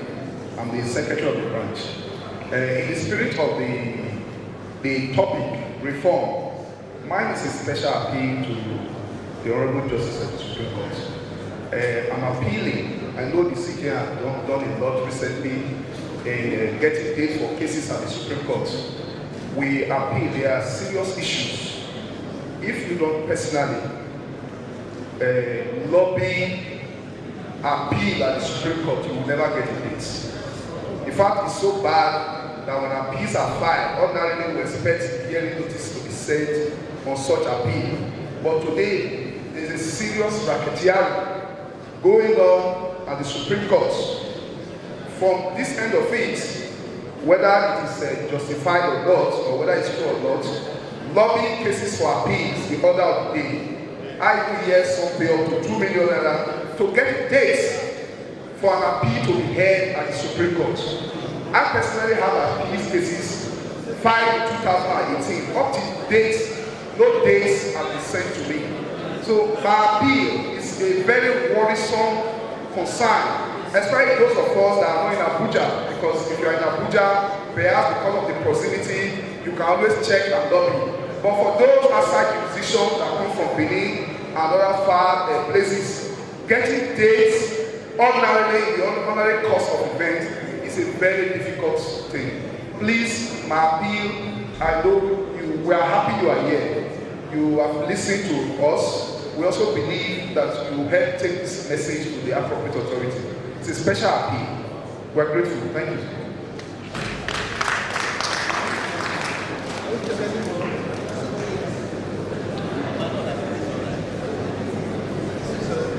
Just one last question there. Just one last question. Very last. Very last. Very last. That's the second. No. Look at this. Yeah. My Lord, my name is Osaro Selumi. I want to be very brief, my Lord. My Lord, I thank you for your paper. I want to also thank you for acknowledging the Benin Bank for contributing to your development. We are very happy to have you, sir. So I want to join my lay voice to that of Chris. So we are, because we lawyers, we have been engaging in good complicity. Today it's not easy to get dates in the Supreme Court. I find my brief since 2020. Till now, there is no date. I want to also ask that it's not only Supreme Court, even the Court of Benin, we don't get dates again. We don't get dates to hear cases. Thank you, sir. Thank you very much. Questions and questions. We will respond to.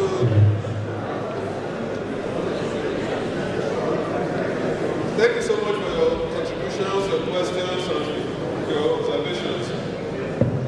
My Lord will respond to your questions.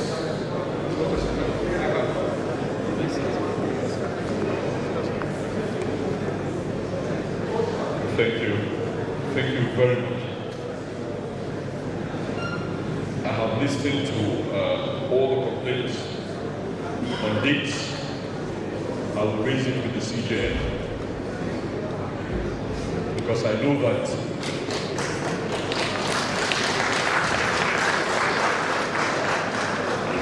there are committees consisting of justices that have been set up by the CJN to deal with a lot of issues, including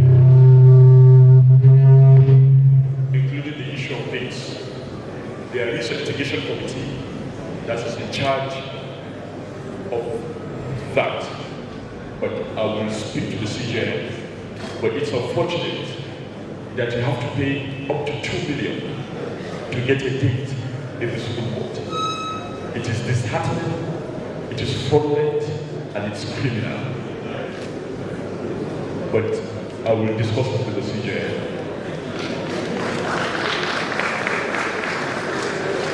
Then on the issue of AI, I just want to remind us all silence, that AI is a tool. AI is not a lawyer. AI is not a counsel. You are responsible for the work. AI finds for you. It is your responsibility to confirm. So AI is a beautiful plant.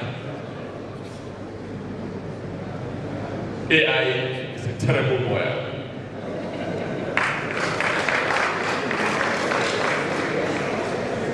So AI will assist you in drafting, but it is your responsibility to decide. It is your responsibility to sign, and you will answer for it. AI will not answer for anything. So be careful. LPDC. Yes, I know that the attitude of the Supreme Court used to be that appeals from the LPDC goes directly into the Supreme Court. But I know that recently there was a decision of a 5-man panel of the Supreme Court which said that appeals will no longer come from LPDC decisions directly to the Supreme Court. And just more recently, the CJN has set up a 7-man panel to look at that decision again, to review all of the decisions of the Supreme Court, and to come to a final decision whether appeals can lie from decisions taken by the LPDC to the Supreme Court. That issue has been taken, and I think on the 5th of June, I think that's Friday this week, a judgment will be delivered by this panel. They have reviewed it, they have looked at all the decisions of the Supreme Court, And I think on Friday this week, they will now come up with a stand by the court. We'll wait for an opportunity where the issue will come before the Supreme Court, and then we'll make that issue rest once and for all.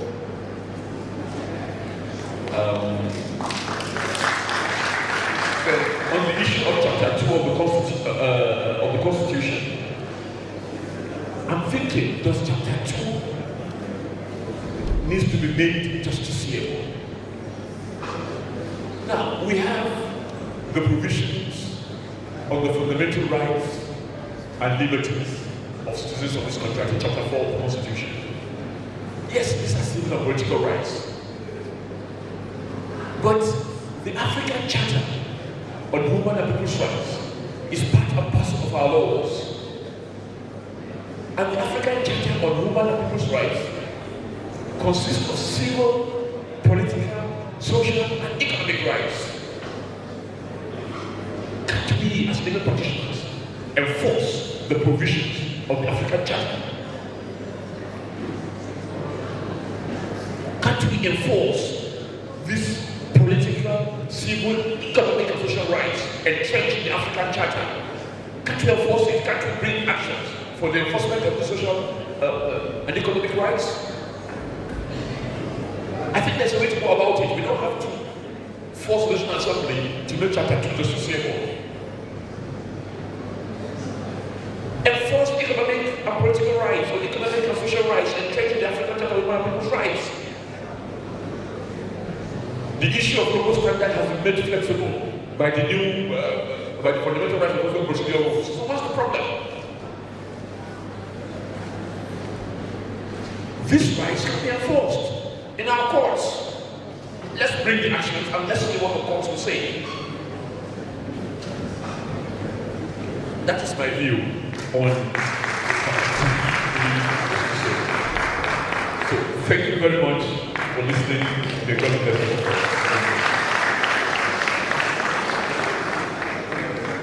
I think the panel deserves another round of applause.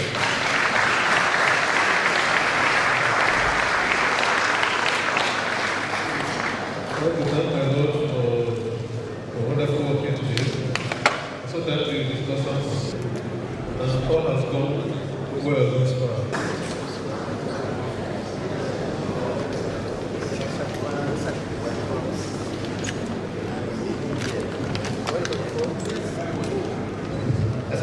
Said he has come home and he enjoyed coming here.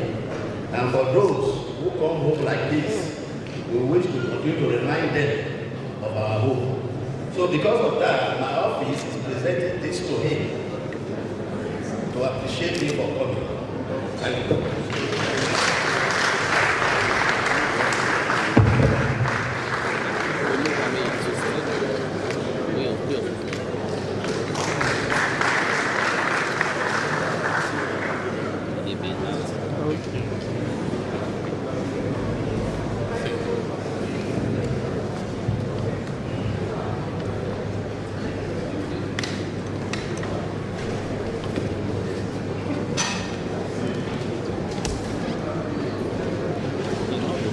My Lord, we are very grateful for that erudite lecture.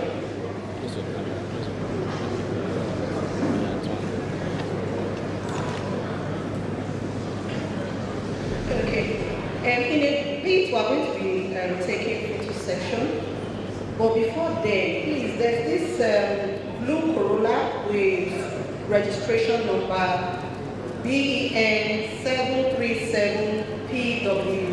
Please, you are blocking a private jet. Go and move your car. And then quickly, while the lecture was going on, the former Attorney General of Edo State, Oluwole Osaze Uzi, SAN, walked in.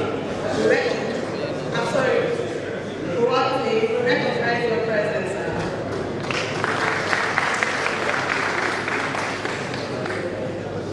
Okay, we also recognize the presence of Martins EAP, Honorable Commissioner, Justice Service Commission, Judicial Service Commission. Bridget Odala, State Lead NBA. We'll take the photo section now. So, briefly before the photo session, we will invite the Vice Chairman of the bar. As the photo session is going on for the vote of thanks, we appreciate our distinguished guests. Just to announce that the afternoon session will be starting immediately. We appeal to our guests. Lunch will be after afternoon session. A brief session starting by 1:30. The Vice Chairman.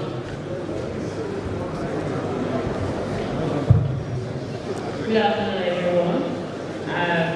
I want to especially thank the discussant, the chairman of the session, the keynote speaker for this session. We all agree that the lecture this morning has triggered in us the way forward on what to do. It's not a total solution, but it's like a guide helping us to navigate both at the bench and at the bar on the way forward. It has even gone ahead to talk about the enforcement of our fundamental human rights. So I want to thank the Honorable Chief Judge of Edo State for chairing this session. I want to thank he's not our own, Mohammed Baba Idris, JSC, Justice of the Supreme Court of Nigeria, for giving this keynote address this morning. I want to thank our panelists, our own K.E. Mozia, the light bencher, the vicar of the bar, our own Razak Hussein Alune, light bencher. And we also thank Honorable Dr. Victor Yosuma for doing justice to this topic. We thank you all for this session, and we thank all members of the bar and our distinguished guests for being patient and listening to this session. We thank you those that asked questions and contributed to the topic. Thank you so much. The second session, I'm sure, will begin soon. Thank you very much. Very special appreciation to the bar and the bench. The bar is very grateful. We have been told that in another announcement that the second session will start now. So please, we are advised to maintain the sitting position as it were. Thank you very much. We love the Honorable CJ, Honorable Justice Mohammed Baba Idris, JSC, the keynote speaker. It's been a very engaging first session. We have found the discussions very special. And of course, the interactive session will pause. But the second session will be a greater engagement still. We ask that you please maintain the sitting position as it were. So, as soon as the Lord the Honorable CJ and Honorable Justice Idris exceed, we will see for the second session. Thank you very much. We appreciate you. Thank you. God bless you.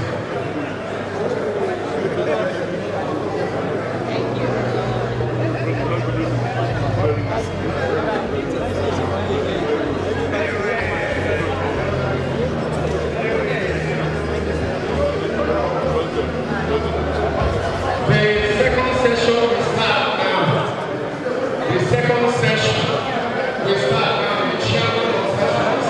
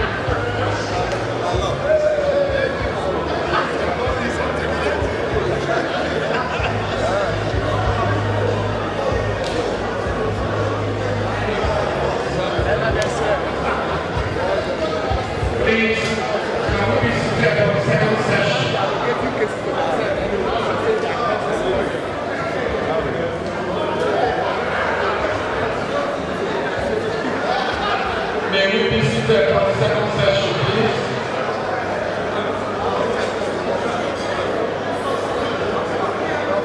Chairman Planning Committee, please.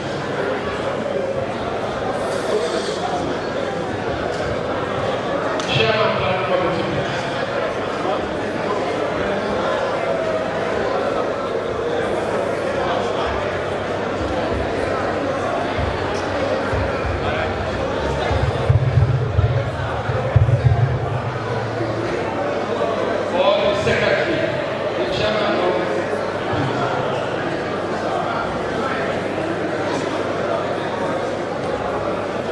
Chairman of the secretary, please.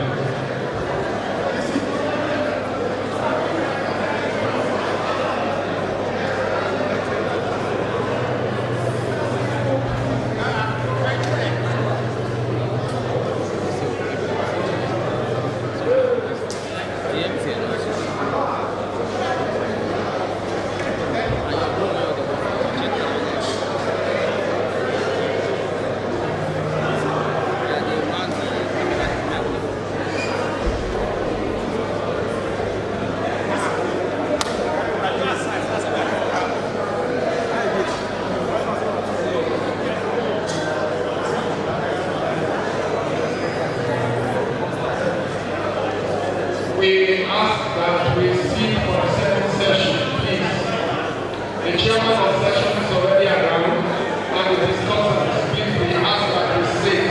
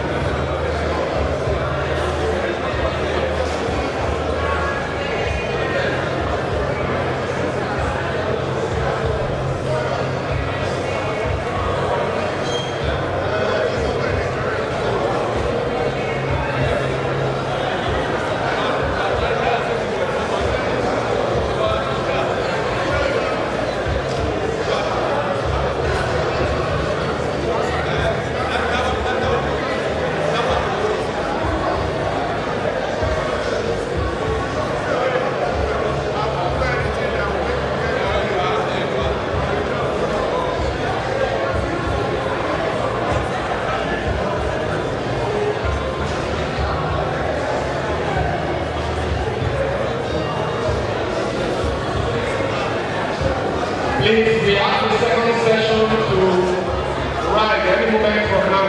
We will be seated for the second session. Joshua Brown. Please, we will be seated for the second session.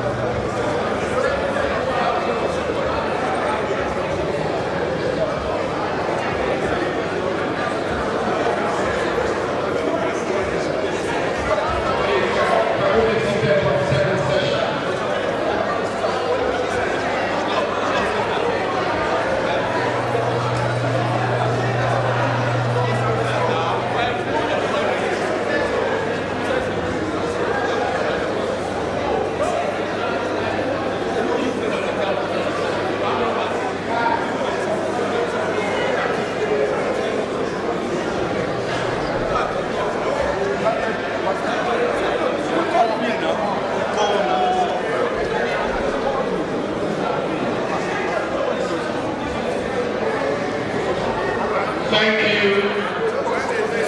you, distinguished seniors and colleagues. Thank you for the patience and the decorum. May we be seated. May we be seated now for the second session. We salute the King. Please approach me.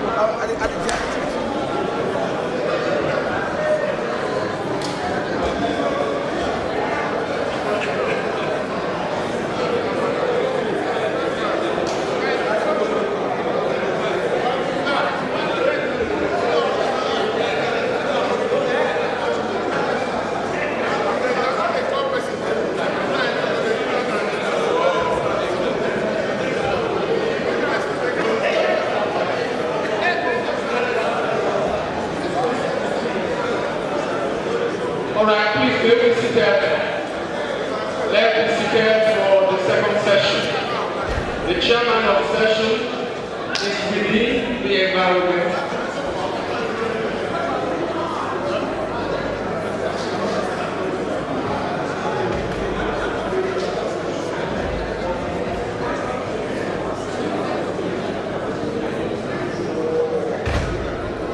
Please, organizing committee, chairman and secretary, please. The chairman, organizing committee and secretary, please, can we talk?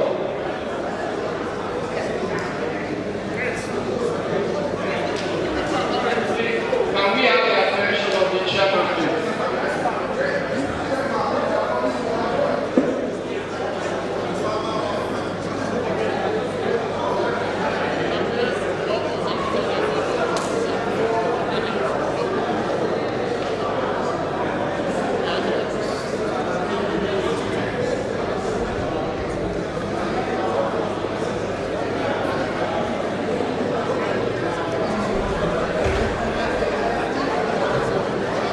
Okay, please, the second session is about to start. The second session is about to start.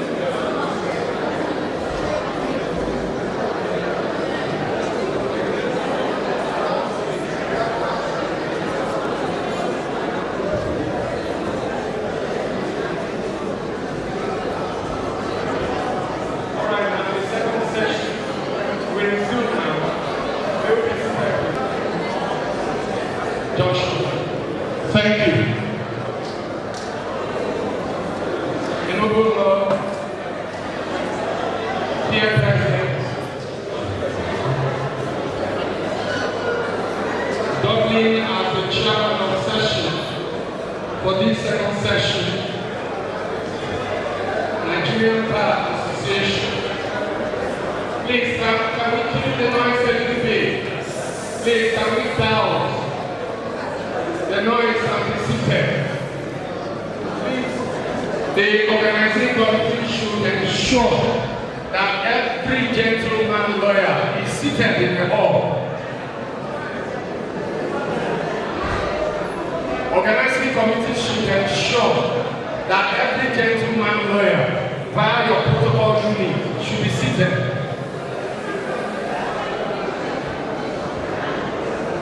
Can we have everyone seated, please? Thank you. We love you all. Thank you. Honorable Lord, Dublin as the chairman of session, Nigerian Bar Association. Achievements, institutional challenges, and the future of the legal profession. That is the session, the topic we are going to interrogate. So, Honorable Lord, you welcome distinguished body of senior advocates of Nigeria here present, particularly those of our distinguished self that have begun the first session and still honoring us with their great presence here for the second session. We appreciate it. We appreciate national officers here present, the chairman of the bar, the Lion Bar, Demodia Area Sifu Esquire, the ESCO of the bar, senior leaders and colleagues of the bar. We recognize our very patient and peaceful colleagues who have graced this opening session with the first and this second one with your great presence.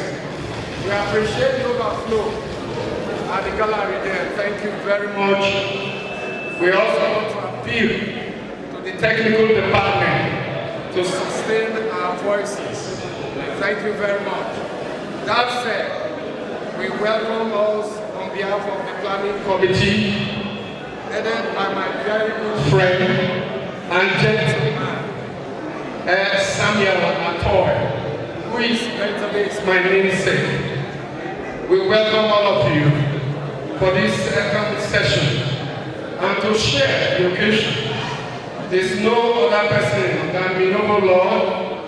The Lord, you know, I cannot ask you to stand, but we are going to take your citation. The second session, Nigerian Bar Association, achievements, institutional challenges, and the future of the legal profession. The chairman of session is Honorable Justice Teresa Irenos Ergabi. Say distinguished, thank you. The distinguished jurist with over 25 years of experience at both the bar and the bench. The Lord began a career as a state counsel in the Edo State Ministry of Justice. There is still a lot of mumbling from everywhere, distorting our flow. Please, we appeal to us to maintain the hall decorum. Thank you. Milord began her career as a state counsel in the Edo State Ministry of Justice, serving in the Department of Public Prosecutions, Civil Litigation, and Legal Drafting. Rising through the rank, Milord became Assistant Director in Civil Litigations before her appointment as Permanent Secretary in 2019. In this role, Milord demonstrated outstanding administrative acumen across key offices including the Edo State Law Reform Committee, the Office of the Secretary to the State Government, and the Ministry of Justice. In January of 2021, Milord was appointed to the bench as a judge of Edo State Judiciary. I thought we were going to put our hands together. Milord subsequently served as a member of the 2023 National and State Houses of Assembly Election Petition Tribunal, where Milord contributed to the adjudication of electoral disputes. Honorable Justice Irenose Erehabi holds an LLB from the Edo State University, Ekoma, now Ambrose Ali University, and a BL from the Nigerian Law School. Milord further strengthened the academic and professional foundation with an LLM and a Master of Public Administration MPA from the Great University of Benin, in addition to specialized certifications in labor relations, policy, strategy, and leadership. These qualifications reflect not only a strong grounding in law and public administration, but also a commitment to continuous learning and professional excellence. Milord is a fellow of both the Nigerian Institute of Chartered Arbitrators and the Institute of Chartered Mediators and Conciliators, a reflection of Milord's recognized expertise in alternative dispute resolution.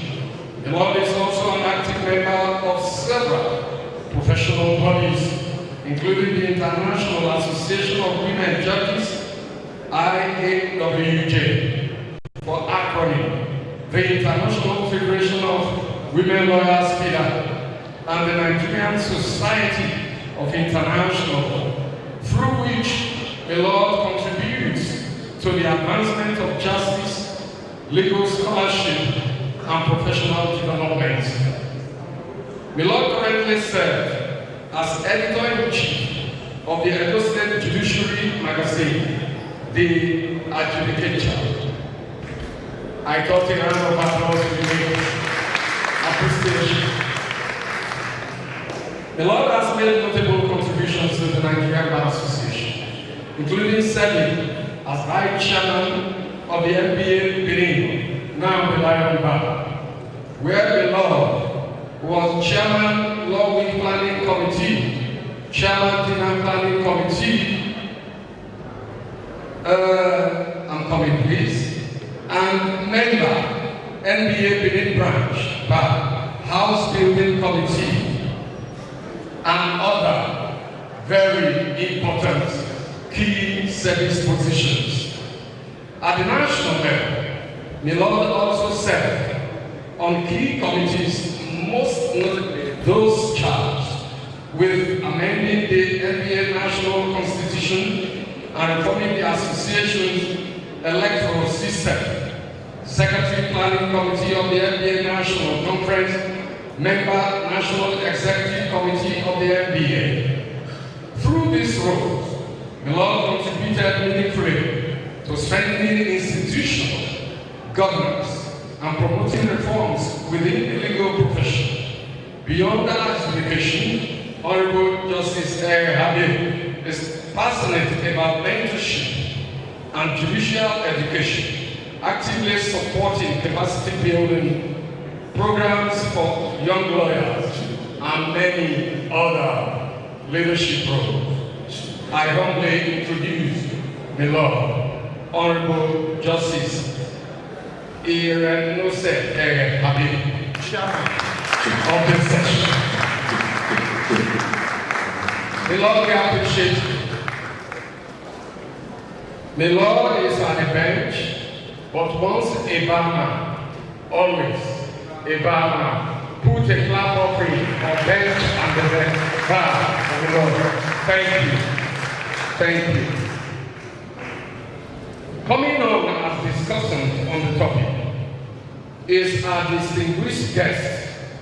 He's a leading senior advocate of Nigeria and one of the foremost figures in contemporary legal practice with over 2 decades of experience in dispute resolution, task law, arbitration, and constitutional advocacy. He is the managing partner of Sofunde, the Dagatra Traxa of Sakwe, Ogundipe, and Beldor, for acronyms SOOB law firm, where he leads in highly regarded practice advising multinational corporations, financial institutions, and public sector institutions on complex legal and commercial matters. A prominent leader within the Nigerian bar, he has served as chairman of the Nigerian Bar Association Lagos branch from 2019 to 2021, and currently sits on the National Executive Council of the association, contributing to the policy formulation and professional development within the legal community. He's also a member of the body of benches, the highest regulatory body of the legal profession in Nigeria.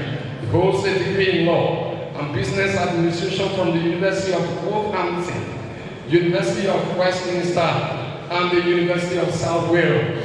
I thought we were going to put our hands together, please. And has built a reputation for excellence in arbitration, tax litigation, public law practice.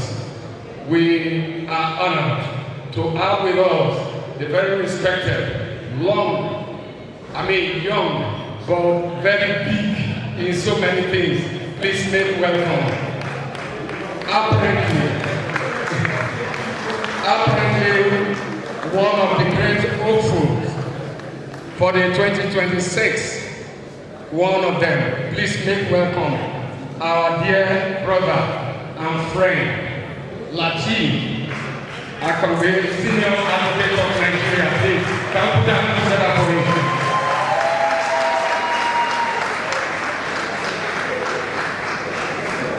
Latif Omoyemi Akonwe, Senior Advocate of Nigeria. Another round of applause is not a bad idea at all. Is it? Welcome, sir. What gentlemen can do in the bracket of the bar, so to speak professionally, gentlemen instead can do probably more. An expert. I said probably. Our next guest is our distinguished guest, and is a leading senior advocate of Nigeria and one of the foremost practitioners in arbitration, litigation, and alternative dispute resolution in Nigeria.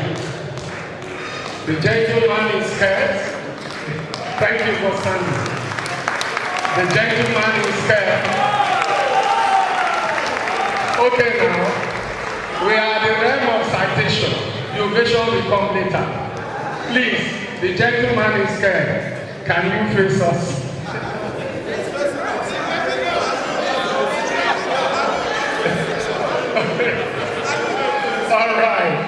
All right, let's run with it. The gentleman is scared is a partner at the African Law Practice ALPNG and Co. acronym for short, where the gentleman is scared co-head the firm's litigation dispute resolution practice, advising private, corporate, and public sector clients on complex, commercial, and regulatory matters. The gentleman is has played significant roles in public legal service and justice sector reform, including service as general counsel to the governor of Lagos State and senior advisor on justice sector reform, where the gentleman has contributed to policy development in arbitration governance and public sector legal reforms. The distinguished SAM is also a fellow of the Chartered Institute of Arbitrators and an active member of leading international arbitration bodies within the Nigerian Bar Association. The learned seal. Thank you.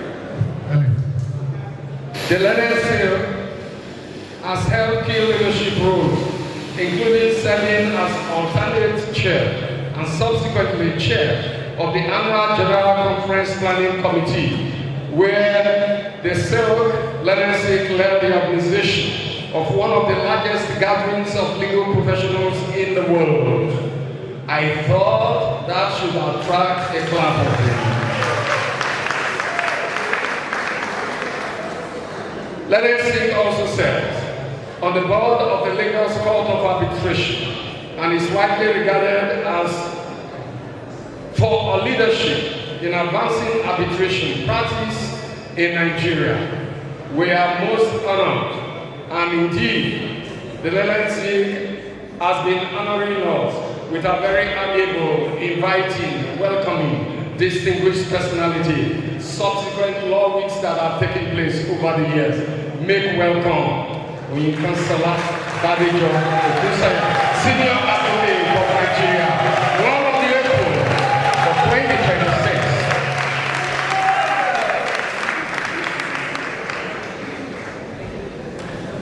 If you have the program with you, that's the program for today. We have been advised so to leave it with Mr. Chairman and the two discussants. Please pardon us that we will not run through the protocol of introduction we did at the first session. We recognize everyone. We thank you, Mr. Chairman. We take the chairman's remarks and run the session. Below. Thank you very much, dear MC. Distinguished Leonard Singh, Chairman of the NBA Benin branch and members of its executive, Chairman of the Planning Committee, very senior members of the bar, including the Hidden Past Attorney General of the Edo State, distinguished panelists, and the wonderful and vibrant members of the great Benin bar, the Lion Bar, the only Lion bar in Nigeria. Good afternoon, everyone. Today is the first day of June. It is in order and proper to wish you a very happy and a peaceful new month of June. The second quarter of the year is about ending. Congratulations to us all. We made it. I am very delighted and honored to be given this opportunity to chair this plenary session. It is an honor indeed to be here. I thank the chairman of the great Benin bar,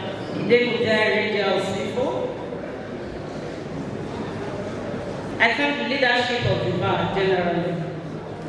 Our theme is reforming today, securing tomorrow. Is both timely and necessary. Our own plenary session is the Nigerian Bar Association, achievements, institutional challenges, and the future of the legal profession. This topic is very relevant at a time when the legal profession in Nigeria stands at a critical point. The Nigerian Bar Association remains one of the most influential professional bodies in this country. Its voice has shaped national discourse, defended constitutional order, and stood, oftentimes courageously, at the intersection of law and justice. We have two remarkable senior advocates who will share their insights on the topic for the plenary session. We are honored to be joined today by these two distinguished titans of the bar. They deserve a round of applause. Together, our speakers and our dear senior advocates bring decades of landmark litigation experience and excellence in practice. No doubt they are Leonard Singh. They both share a commitment to shaping the future of our legal landscape. And I have no doubt in my mind that they will do justice to the topic for today.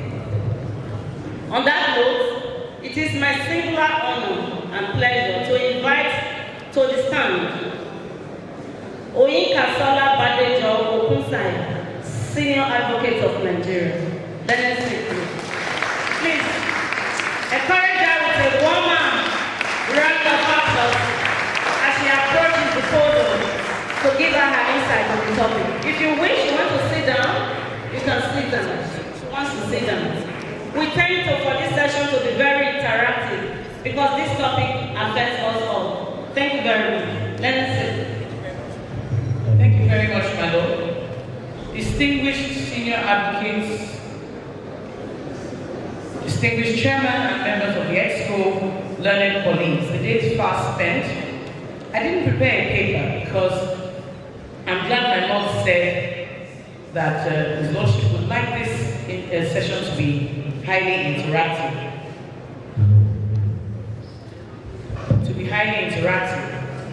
Because I think the issues in this topic are things that we should actually have a conversation about. So the topic says the achievements, the institutional challenges, and the future of the legal profession. So what have we achieved? I think in my view, we've achieved relevance.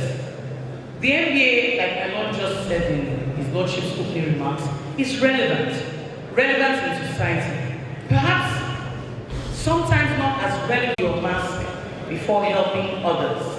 Because it reminds me of where we are as a profession now. We need to look inwards. We need to fix ourselves.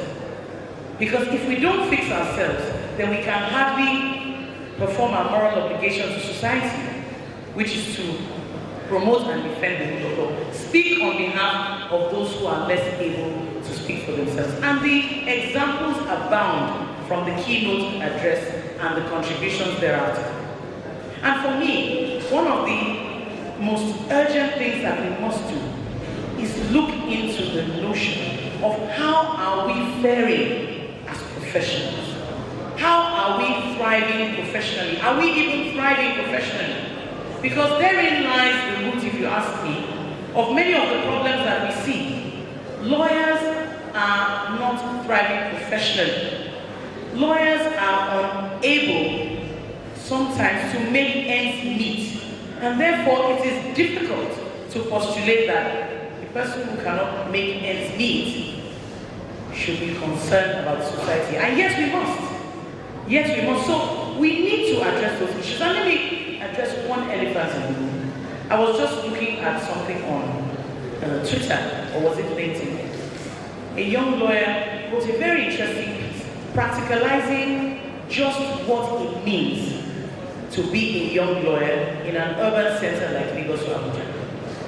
And at the end of the day, just basic living, getting a house, sharing that house with about 5 people, moving from house to office, feeding, with no room for extras, was looking in the region of just under 500,000 naira a month. That's the reality. And yet, she earns 150,000 naira. Now, the argument is, we must go through that rite of passage. You must suffer and smile before you make it. But the truth is, if the 150,000 can't even address the most basic of necessities, how then do we grow and develop the profession? So conversations must be had if the future of the legal profession is to be secure. Because we have a moral obligation. We have a duty to continue to build on our achievements. We have a duty where we're different from any other profession in that regard. In the regard that we are the ones who have that obligation to ensure that the rule of law subsists and persists, that democracy thrives, but we have to first look inwards and address ourselves. So those are my introductory remarks, that if the future of the legal profession is to be secure, if we're not to lose our calling, lose our younger ones to other professions or to other countries, then we must address those elephants. We need mindset shifts and permanent change so that we can really come into the role that we have set for ourselves, the role that we talk fondly about in times past. We talk about the activism of the 80s and the 90s, the pursuit of justice in the face of military indignities and suffering indignities at the hands of military rule. If we are to regain those days of past glory, then we must take a critical look at those things that are stultifying our growth as professionals. and do something about it. Thank you very much. I think the NNC deserves another round of applause. Thank you very much for giving us your own insight on the topic. Please kindly join me to welcome again my noble Lord and my brother, Honorable Justice A.T. Momodu. My Lord has been with us this morning and is still here with us. My Lord, thank you very much. Now, next to give us his own insight on the topic is another very distinguished senior advocate of Nigeria, Lateef Omoyemi Akambe. Please welcome him with a rousing round of applause.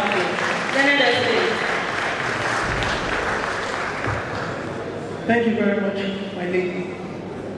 First of all, I'd like to thank the members of the Lion Bar, from the chairman of the branch and the exco, and the planning committee chair for extending an invite to me and giving me the platform to share my views with our colleagues on this very topical subject, the achievements, the institutional challenges, and the future of the bar. I'd like to, by way of my introductory remarks, talk about the achievement of the bar and the institutional challenges first. And the very way to do this is always to go to the basics, start with the basics.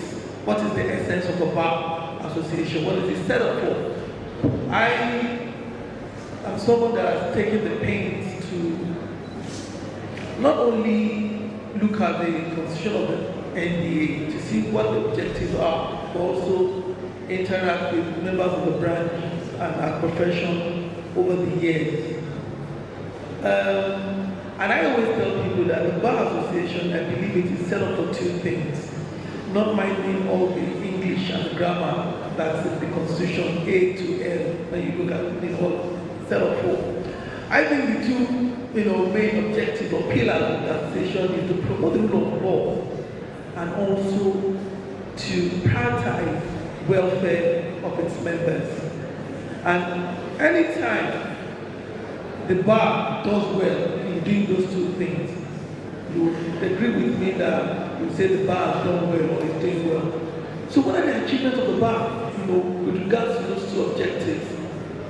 I think we've had good spells, over the years. There's been times when we've had, the bar living up to the objectives. There's been time when it's been an unimpressive association, let me use the word. But one thing that is constant or relevant for these ups and downs is always leadership. When you have the right leader at the helm of affairs, you will say you have a good association. And if you look at the NBA constitution, the NBA president is extremely powerful. When you look at the powers the NBA president has, the fact that the second, at every meeting is always the man with the microphone, that's number one. Number two, the second highest decision-making body, the NEC, the president appoints about 150 members into that body. So imagine if I have 150 members in this room, imagine the kind of power I could build, even with voice vote alone. So, for me, the leadership is very critical. And one thing I want to congratulate Benin for Edo State is that when I start talking about the achievements that I'm going to talk about now, you realize that two of your sons have had remarkable time as the NBA president. There's no way history of the NBA would forget some of the things that Austin Alege SN did for the NBA and some of the things that Ulu Akwata did for the NBA.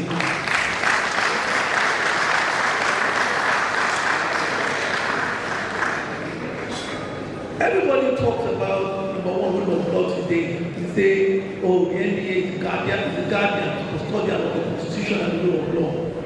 But a remarkable administration till today remains the administration of, in recent times, Alawa Kabasha. That is a man who was every president during the military era. That is a man that's remarkable for being invited to the barracks by the IDB, by IDB himself. I would turn down the invitation and say the bar doesn't go to the barracks. That statement shows you that you are dealing with an independent bar.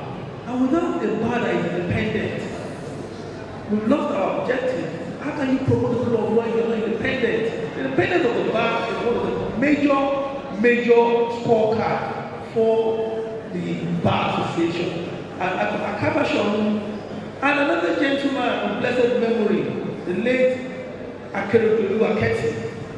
Till today, bar people who have been following the bar will tell you the sort of person Aketi was in terms of rule of law, in terms of courage, in terms of ability to speak to power. Not many can stand where Aketi stands when it comes to speaking to power. Now, some institutional achievements. I mentioned the Austin Alenge saying, a man who was the president of the Nigerian Bar Association and looked at his electionary process, how he became the ever president. And he said that, given what he went through under the delegate system, that would ensure that no other person after him will go through that much anymore. And he changed the system to universal suffrage that allows you and I to today to pick who our leaders should be. Whether you love it, whether you love the man, whether you don't love the man, that is something, a remarkable achievement in the history of this association. In recent times, people have said, in recent times, the perception, from 2020, the perception of manipulation, the electronic system, and all of that, but that is not a function of what they are doing. He's done, what he was going to do, so put it up for everybody. Which today, I think, is a remarkable thing, and I think you should clap for yourself and for Austin Alenge for doing this remarkable thing. Oluwapata in recent times has remained the gold standard for any NBA president in recent times, given the remarkable things he did, especially in the areas of rule of law and welfare of lawyers. I remember very well a sitting governor in this recent time went out to call a court, a kangaroo court, and Oluwapata stood up, took him to the cleaners for doing so. And the city governor actually came out to apologize, to take back what he said. For me, there can be a higher standard than that. If you know your politicians are wired and you complain about a statement and the city governor comes out in Nigeria of today and takes back and apologizes for what he said, I think that is the bar playing the role of the bar.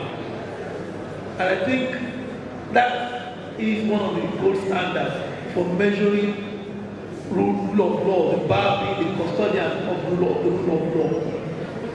Now, institutional challenges that we're facing at the bar is something that one must always address. It's always in the face, it's always in your face.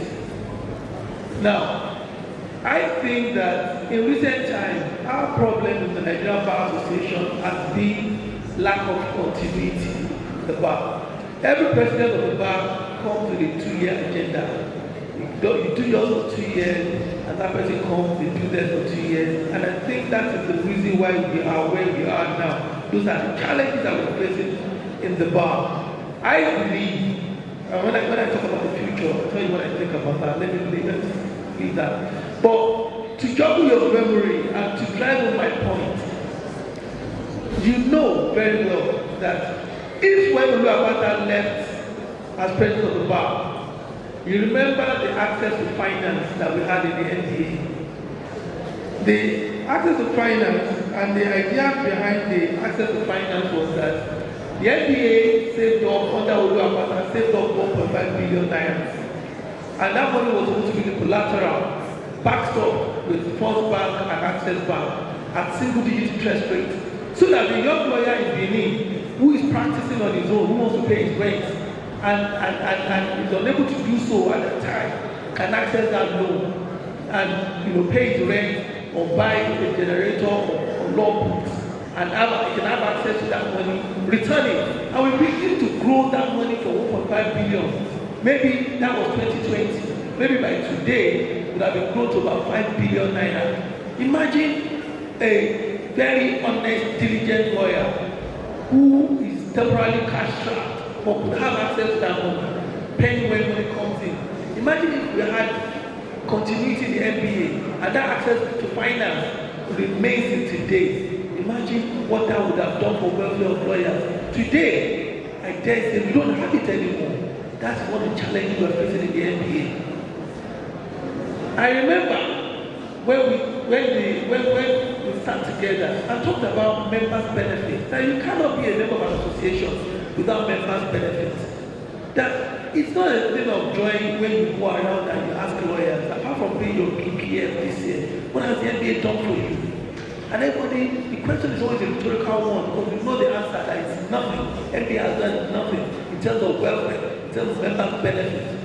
It's not there. It's not there. But imagine to know that just 6 years ago, under Oluwapata, we had an MBA that once you pay your BPF, you get fee seals, additional fee seals by way of member benefits. For young lawyers, we had young lawyers who were provided with tools to carry out their work, research work, with the law pavilion that was given to them. Today, we don't have that anymore. We had health insurance schemes. All these things are not there. These are the challenges we are facing in the MBA. The fact that everybody comes and goes. Things are not institutionalized. The welfare, things that would advance the course of lawyers, they're not being continued. So these are the major challenges, especially in the area of welfare, which is one of the reasons why the association is set up in the first place. So these are the challenges bedeviling us as lawyers in the profession. Not able to talk about remuneration, the fact that lawyers are poorly paid all over Nigeria, wherever you go to. It's synonymous, whether you're in Lagos or you're in Abuja, if you're in a big city, it's even worse. Now you would expect that, and I feel like the MBA, that should be the front burner issue. Now, the remuneration order, which is one of the things I want to talk about when I talk about the future, is one of the major ways in which you can resolve this issue of lawyers getting impoverished. I'm never enthused by numbers. For me, it's always about quality. I go around and people say we have the largest gathering of lawyers in Africa. We have the largest number of new entrants. Just 13,000 were called to the bar this year. So it's about quality. Where is the preparation for them? Where is the market that will absorb this 13,000? Are you sitting down, the Bar Association, with the Council of Legal Education, with the NUC? Are you having these engagements that you're going to have, or it's just about numbers? These are the issues that should disturb and concern any bar association. Narrow down their contributions to one key point: welfare of lawyers. And the welfare of lawyers is very key and a key determinant to the future of the legal profession. Because indeed, we are going to leave the bar, the future, and the legal profession to the young lawyers. Our first speaker is worried about whether lawyers are thriving. She raised a key point when she said, "Are lawyers thriving?" And she went on to mention about a case where someone in Lagos, a young lawyer is earning 150,000 naira, and it's not a living wage. He cannot even take him home. We are here in Benin City, and I am sure even from the bench, I believe there are many young lawyers here who do not earn as much as that. I know that is a fact. Our second speaker, apart from talking about the welfare of lawyers, has also talked about the fact of the institutional challenges and lack of continuity in the Nigerian Bar Association as an institution. Now, the floor is thrown open. They have given us their insights, and I believe we are going to have in leading the association to remember that our primary constituency, our primary responsibility is to take care of our members, because without the members, there is no association. Thank you.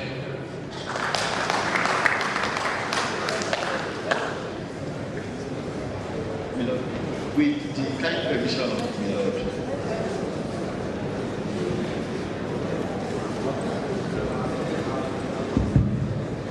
Thank you so much, Lord. Since it's an interactive session, I want to maybe like pose that to the discussants. Talking about MBA, what MBA has to do. We center so much on the welfare, very important. The welfare of members. I think policies has to come in to enable members get to that point that we desire. Another thing I think we need to look at seriously is that the bar should be the voice of the masses and even the lawyers.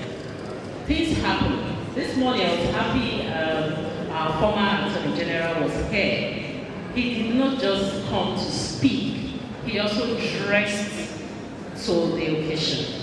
He mentioned that we have children in the forest, how they are being fed, how they are being kept.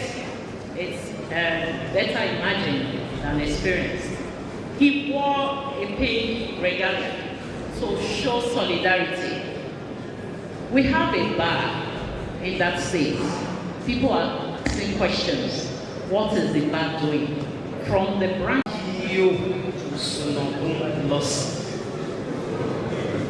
I think that the focal point of discussion for this afternoon is the welfare of lawyers. Now, when we talk of the welfare of lawyers, we are talking of good life for lawyers. In fact, when I came into the profession, I learned that the legal profession is a rich profession. There was a time I was briefed by a client to prepare a quick notice. He said, on a lawyer who is over 20 years old at the bar, over a 3-bedroom flat apartment, residential apartment, and I felt worried. I just told my client, I said, you see, I can't do this, but let's find a way around it. I'll talk with the lawyer, I'll go see him, then we'll resolve amicably. Because it was somehow serving a quick notice on a lawyer who is a senior lawyer over 20 years. I have a proposal for the bar, both at the national and the local branches. And my proposal is this. We can go into some of these communities very near Benin City, where we can acquire a vast area of land, say 200 plots, 300 plots of land, and sell to our members at cheap rates, and they will have opportunity to pay for that land within a space of 3 years, 4 years, without an additional cost. I think when lawyers key into this, they'll be able to build their own houses and not face embarrassments from landlords. Then at the national level, I think that the national body of the bar can acquire plots of land in places like Abuja, vast area of land, Port Harcourt, Lagos, and open it up to members of the bar. Come and get a piece of land, pay at a cheap rate, have about 3-5 years to pay at no additional cost. Then some of the members of the bar can own properties in Abuja. And you know that no land grabber or land speculator can dare go to such areas because it will tempt lawyers' estate. That's my proposal. Thank you so much.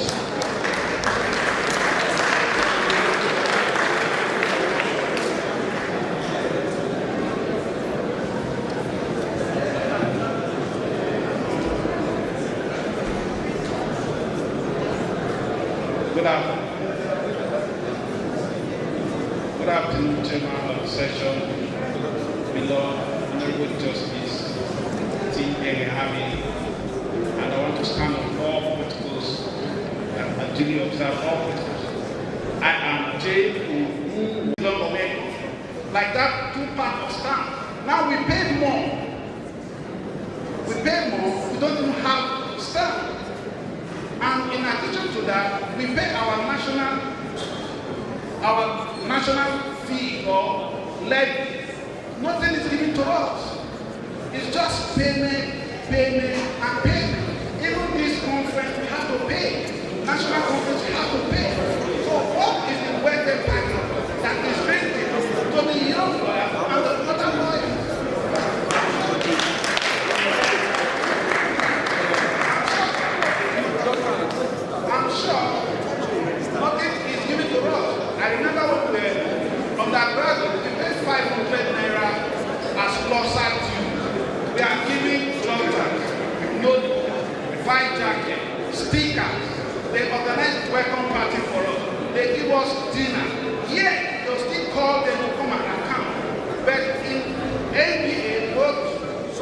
president has not invited anybody, both local and national. We have not had updated.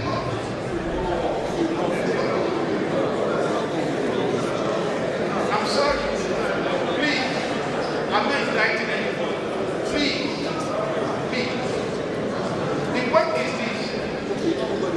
Let us organize and institutionalize these lofty ideas that people have won in this. Compared with what it is now, it is pitiable. And that pity is dictating how the society now looks at lawyers. In those days, how will a policeman stop you on the road and he knows you are a lawyer and he asks you for anything? He won't. Because the respect was there. The dignity was there. The honor was there. So, over to you. Your plan for young lawyers, and how do we restore the dignity of this profession? Thank you very much.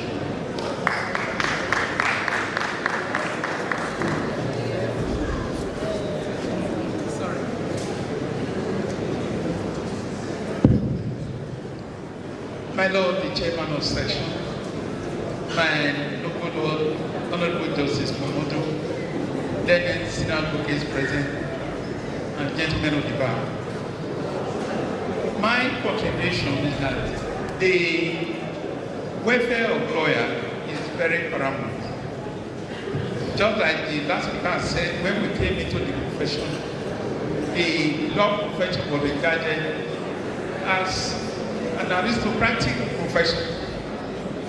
And there was though there was no existing welfare package, but we had to do something at all levels. We can start with local welfare by way of now fully established, and they are also contributing to the welfare of other members. Just like the gentleman in sketch told us, before you put on the mask of others in emergency, you have to put on your own. So that is why our class has started to have a welfare package for the centenary class. And I commend and I recommend that package for other classes and other levels, particularly the junior members of the band. Because if you look at the situation, it does not occur well for the rule of law. If a client brings a young lawyer, oh, I say I don't like, I'm fighting against government. If state government, the judiciary may not be able to give judgment against the other, but go to the federal high court and invest in its younger members. It's not investing in its future. I think that is very clear. And so this is what I meant when I was talking about looking inwards. I don't necessarily agree that there's a lack of continuity in the NBA. I think every president that we've had can point to their achievements. Is there room for improvement? Yes, certainly. Yes, please clap. Because it's not an easy task to take on the role of leading the largest bar in Africa. And everybody comes there, in my belief, wanting to do the best they can. But you see, the society evolves. I think we can all agree that welfare is a paramount consideration. And therefore, the NBA itself must evolve to meet the changing needs of its members. For me, for example, I've always wondered why we don't not just think outside the box, but throw the box away entirely. In order for the NBA to be able to assist its members, it must earn an income. The NBA doesn't earn an income beyond dues. And with the large numbers that we have, and with the rising cost of everything, it's hardly likely that the NBA will be able to fulfill that responsibility well. However, and I like, in a way, the contribution that the gentleman made. He talked about buying plots of land and so on and so forth. When I was working in government, we we're very concerned with sustainable reforms. For a reform to be successful, it must be sustainable. My prescription, for instance, is we can approach the federal government in Abuja, get land, build a conference center. A conference center that will earn income for the NBA year in, year out. With that additional income, we can provide the free law pavilions, all the things that we should expect from our membership. You know, we won't get everything, but we should expect some things. I agree with that. But unfortunately, I don't think any president comes into the NBA wanting not to do things that will promote the welfare of his members. But we're hamstrung by the limited resources. And then I think that the NBA itself needs to be a lot more transparent. Members deserve to know what exactly the NBA receives as income, because it's your income, and what exactly it's spent on. That way, we will know whether the 1.5 billion has been spent or has been increased. We will be able to decide at our AGM or our next what exactly to deploy those monies to that will help lawyers, not just the practical reality. So I think, you know, we need to think outside the box.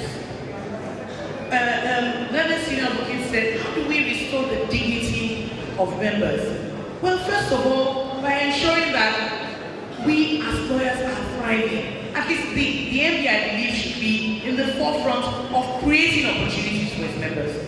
I don't believe in giving fish, giving fish, giving fish. After some time, I will get tired of giving fish, and it will not be enough. But if I teach you to fish, which is what a professional association will do for its members, create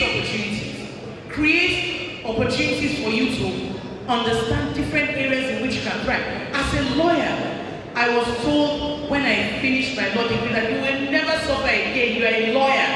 I believe it, and by sheer dint of hard work, to the glory of God and nothing else, I believe that I will never suffer again. And that should be the portion of all of us, because we're lawyers. So I was recently talking with someone at the Law Society, and they were telling us about how they've gone beyond the brick and mortar welfare. The Law Society goes and engages with other bar associations in countries or jurisdictions where their members are going to practice, either to practice or migrating to, so that they can assist their members to integrate properly in those societies.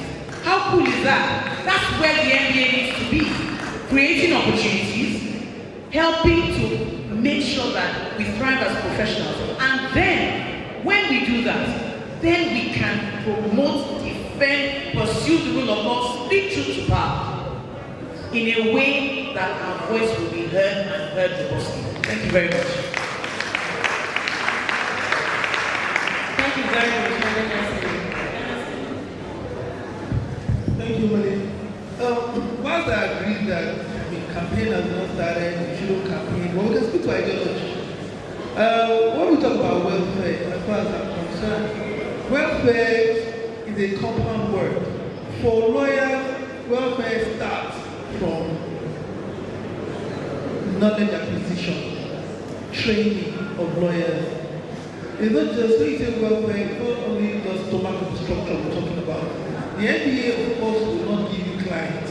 Neither will the NBA give you handouts. I don't think lawyers don't expect clients, that the NBA to give them clients or give them handouts in terms of money. But what we're talking about is an NBA that cares enough to give you, to equip you and prepare you and give you an environment in which you can thrive as lawyers. What do I mean by this? My ideology, I have an ideology about how the NBA should do. When I was chairman of Lagos branch, I said, number one, we need to democratize knowledge. What happens is that, number one, everybody is so fixated on litigation. And if you're not fortunate enough to work in a law firm, that is a top law firm, a big commercial law firm that can train you and expose you, you're left to do it on your own. I said, but that is the goal of the NBA. That is the welfare we're talking about. I said, in years to come, hardly would you find commercial cases that go to our courts. Because virtually every contract I signed today has an arbitration clause. And I said the bar association will help lawyers to equip them with the knowledge they need to operate in that space. And I said, when I was campaigning in the manifesto, I said I was going to go and collaborate with all different kinds of professional institutes to come and train and certify our members in different areas and use our number of 14,000 to negotiate the fee at the discounted rate. Now, I then formed a collaboration with the China Institute of Arbitration. Come and train lawyers in the areas of arbitration, ATR. And in addition to doing that, I ensure that the branch, in order to, show leadership in this initiative, pay for 100 lawyers free to take that training. That is member benefits. Not only are we, making them, not that we train them in arbitration, the branch is also giving back, which is what you expect an association like this to do, to invest in its members. That is where it starts from. I was going to go to ICSAN, go to CITN, and do the same thing to help our members to train them. But because of COVID, we couldn't really complete those things. But the China Arbitration also, we started to do it. That is what the bar association should start with. That is why you see continuous learning in our constitution, to learn and continue to learn. I always tell lawyers, if they put all the oil companies in Nigeria at the back of your house, if you don't have the skill and knowledge of oil and gas, 1 naira you will not make from them. And that is the essence of the bar association, to give knowledge, give trainings to its members. My sister says that, can the NBA afford to do these things? How much is the NBA earning? Last year alone, and I'll blow your mind with the figures. Last year alone, at the Benin neck here, right here, the NBA told us that from BPF only, we realized 2,750,000,000. From Enugu conference, we said we had a surplus cash of 1.5 billion. That's almost 5 billion naira. And when I engaged the leadership, I said, why did we stop the law pavilion? They said, law pavilion increased by 100%. I said, yes, 100% out of 5 billion. You're just scratching the surface. And you know this saving you're talking about, saving for what and which generation? That the money we have is to be invested in your people, your greatest assets, and your human capital as a bar association. And I say, you must have the ideology of giving back to members. If you don't have it, you have 18 billion. You have 18 billion. You will believe that you don't have to give back. That is what will happen. You believe you don't have to give back. So it starts with an ideology. What are your principles? What are your values as a leader of the bar? Do you believe that you need to give back? If you want to give back, how do you do it? We're talking about regulation now. Now, it's not a secret that lawyers are impoverished. Even non-lawyers, they tease you and say, charge a bill. Everywhere you go, who doesn't know charge a bill? That is a way of telling you that you guys don't have money. At the bottom and the middle, there's no money. At the top end, when you get to the level of the senior advocates like Mr. Ferdinand OBS here, Kemposia is here, yes, you'll be catching up to the bank. But before we get there, but before we get there, the reality is that we're impoverished. I said, number one, we have members in private bank. This regulation order, and I'll give you the background to this regulation order, the way it started. When I was chairman of Lagos branch, I said that lawyers should get nothing less than a living wage. And I set up a regulation committee to look into what is the living wage in Lagos. Let's get that. We'll, number one, implement that to ensure. Don't come and tell us that it's free contract. It's not the business of the NBA. How much I pay my lawyer. After all, it's not an acceptance. And yes, it's free market, yes, but it's not free labor. And I said we are going to enforce that. Two, the things there are law firms who have more than 5 lawyers and don't pay pension, don't pay PE for them. That's a matter of statute. We will enforce that one. Even if the same cannot enforce the regulation one. And I say, if you think, and it's a mindset thing sometimes. I was in a way yesterday or 2 days ago, we're talking about lawyers being poorly paid. And that senior lawyer saying, what are they bringing to the table? It's about value. are teaching them, by helping them. They say, what do you mean you are helping them? Okay, if you can't pay for lawyers, do it on your own. If you think they're not bringing any value, do it yourself. Don't hire any lawyer. Do your work yourself. Move from one court to another court, and let's see whether people are really bringing value or not. Because I do believe that because they had a top background, everybody coming after them must also have a top background. So these are mindset things that we need to change. And the NBA has to be in the vanguard of this advocacy. So if you say that as a bar association, we're talking about welfare, welfare must also include the inclusion of remuneration. There are lawyers in level 14 in some states who earn 199,000. That is not impressive thing to say. And who's going to do all this fight? It's a bar association that must challenge all of these things.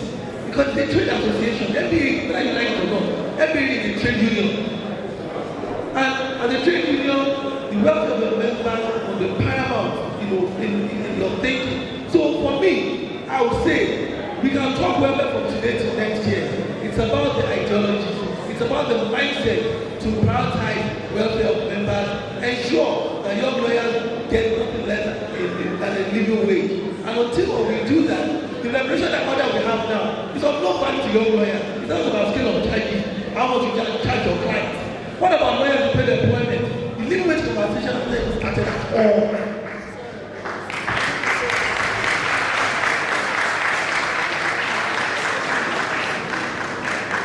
I believe our distinguished speakers deserve another round of applause.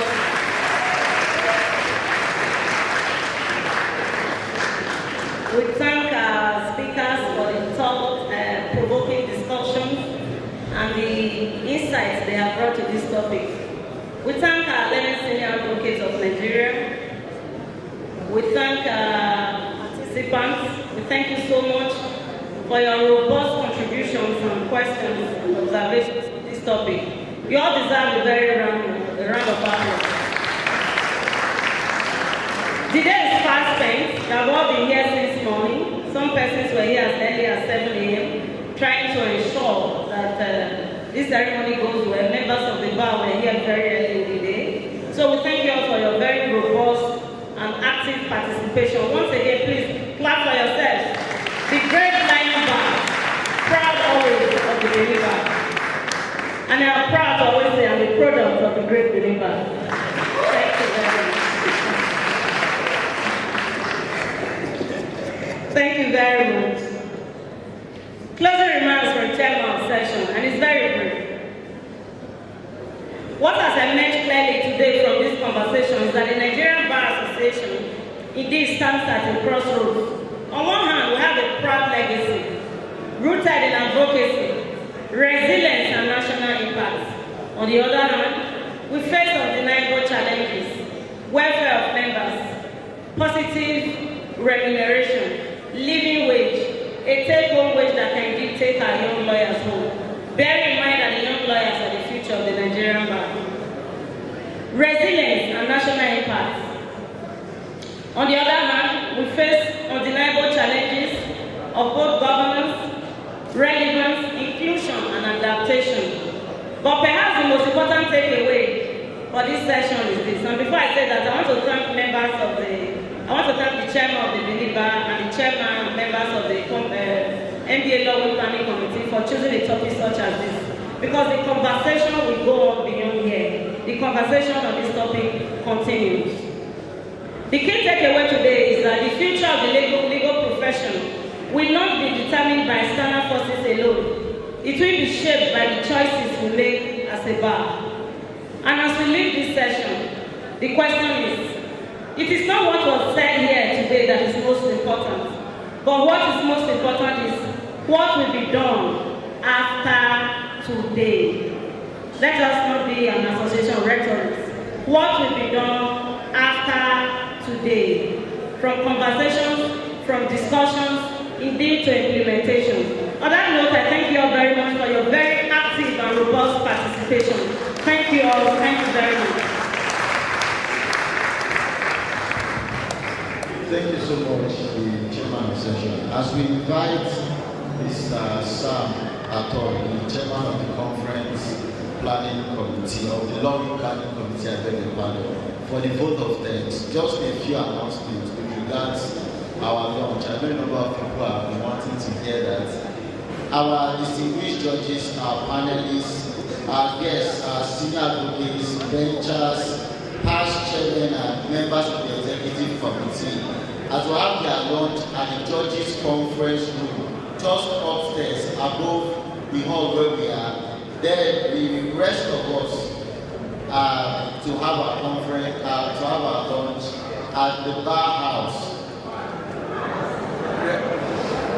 Registration numbers 1 to 300. We have their meal at the Honorable Justice Constance Momo Hall, while the registration numbers 301 to the end, as we have their meals at the lounge at the bar house.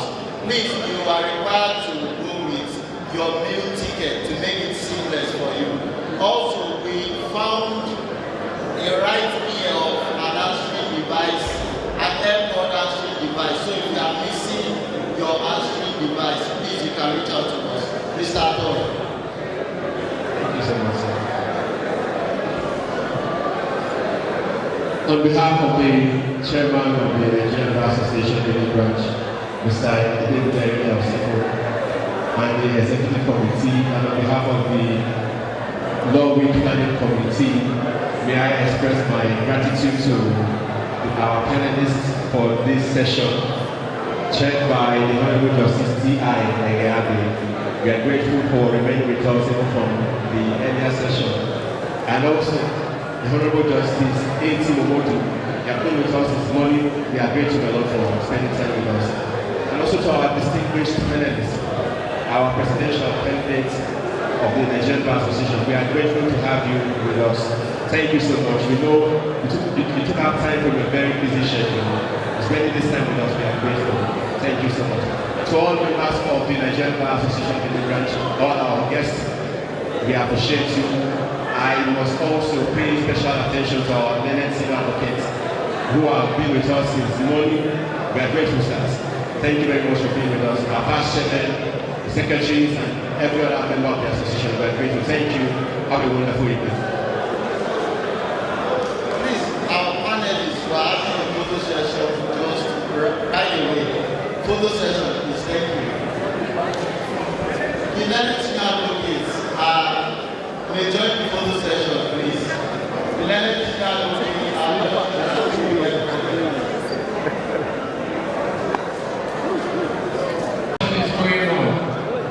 Tomorrow will be 9 a.m. prompt.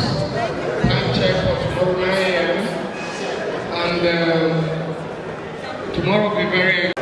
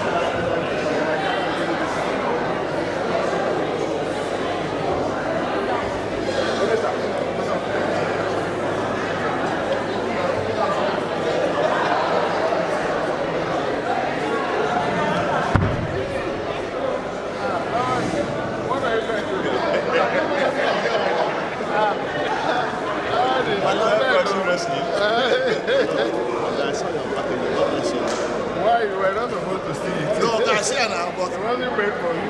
You're about to place. You were not. I say you're about to place. Me, my son, whether you're your son, sir, for the big gifts, sir. My grandchildren. Yeah, that's right.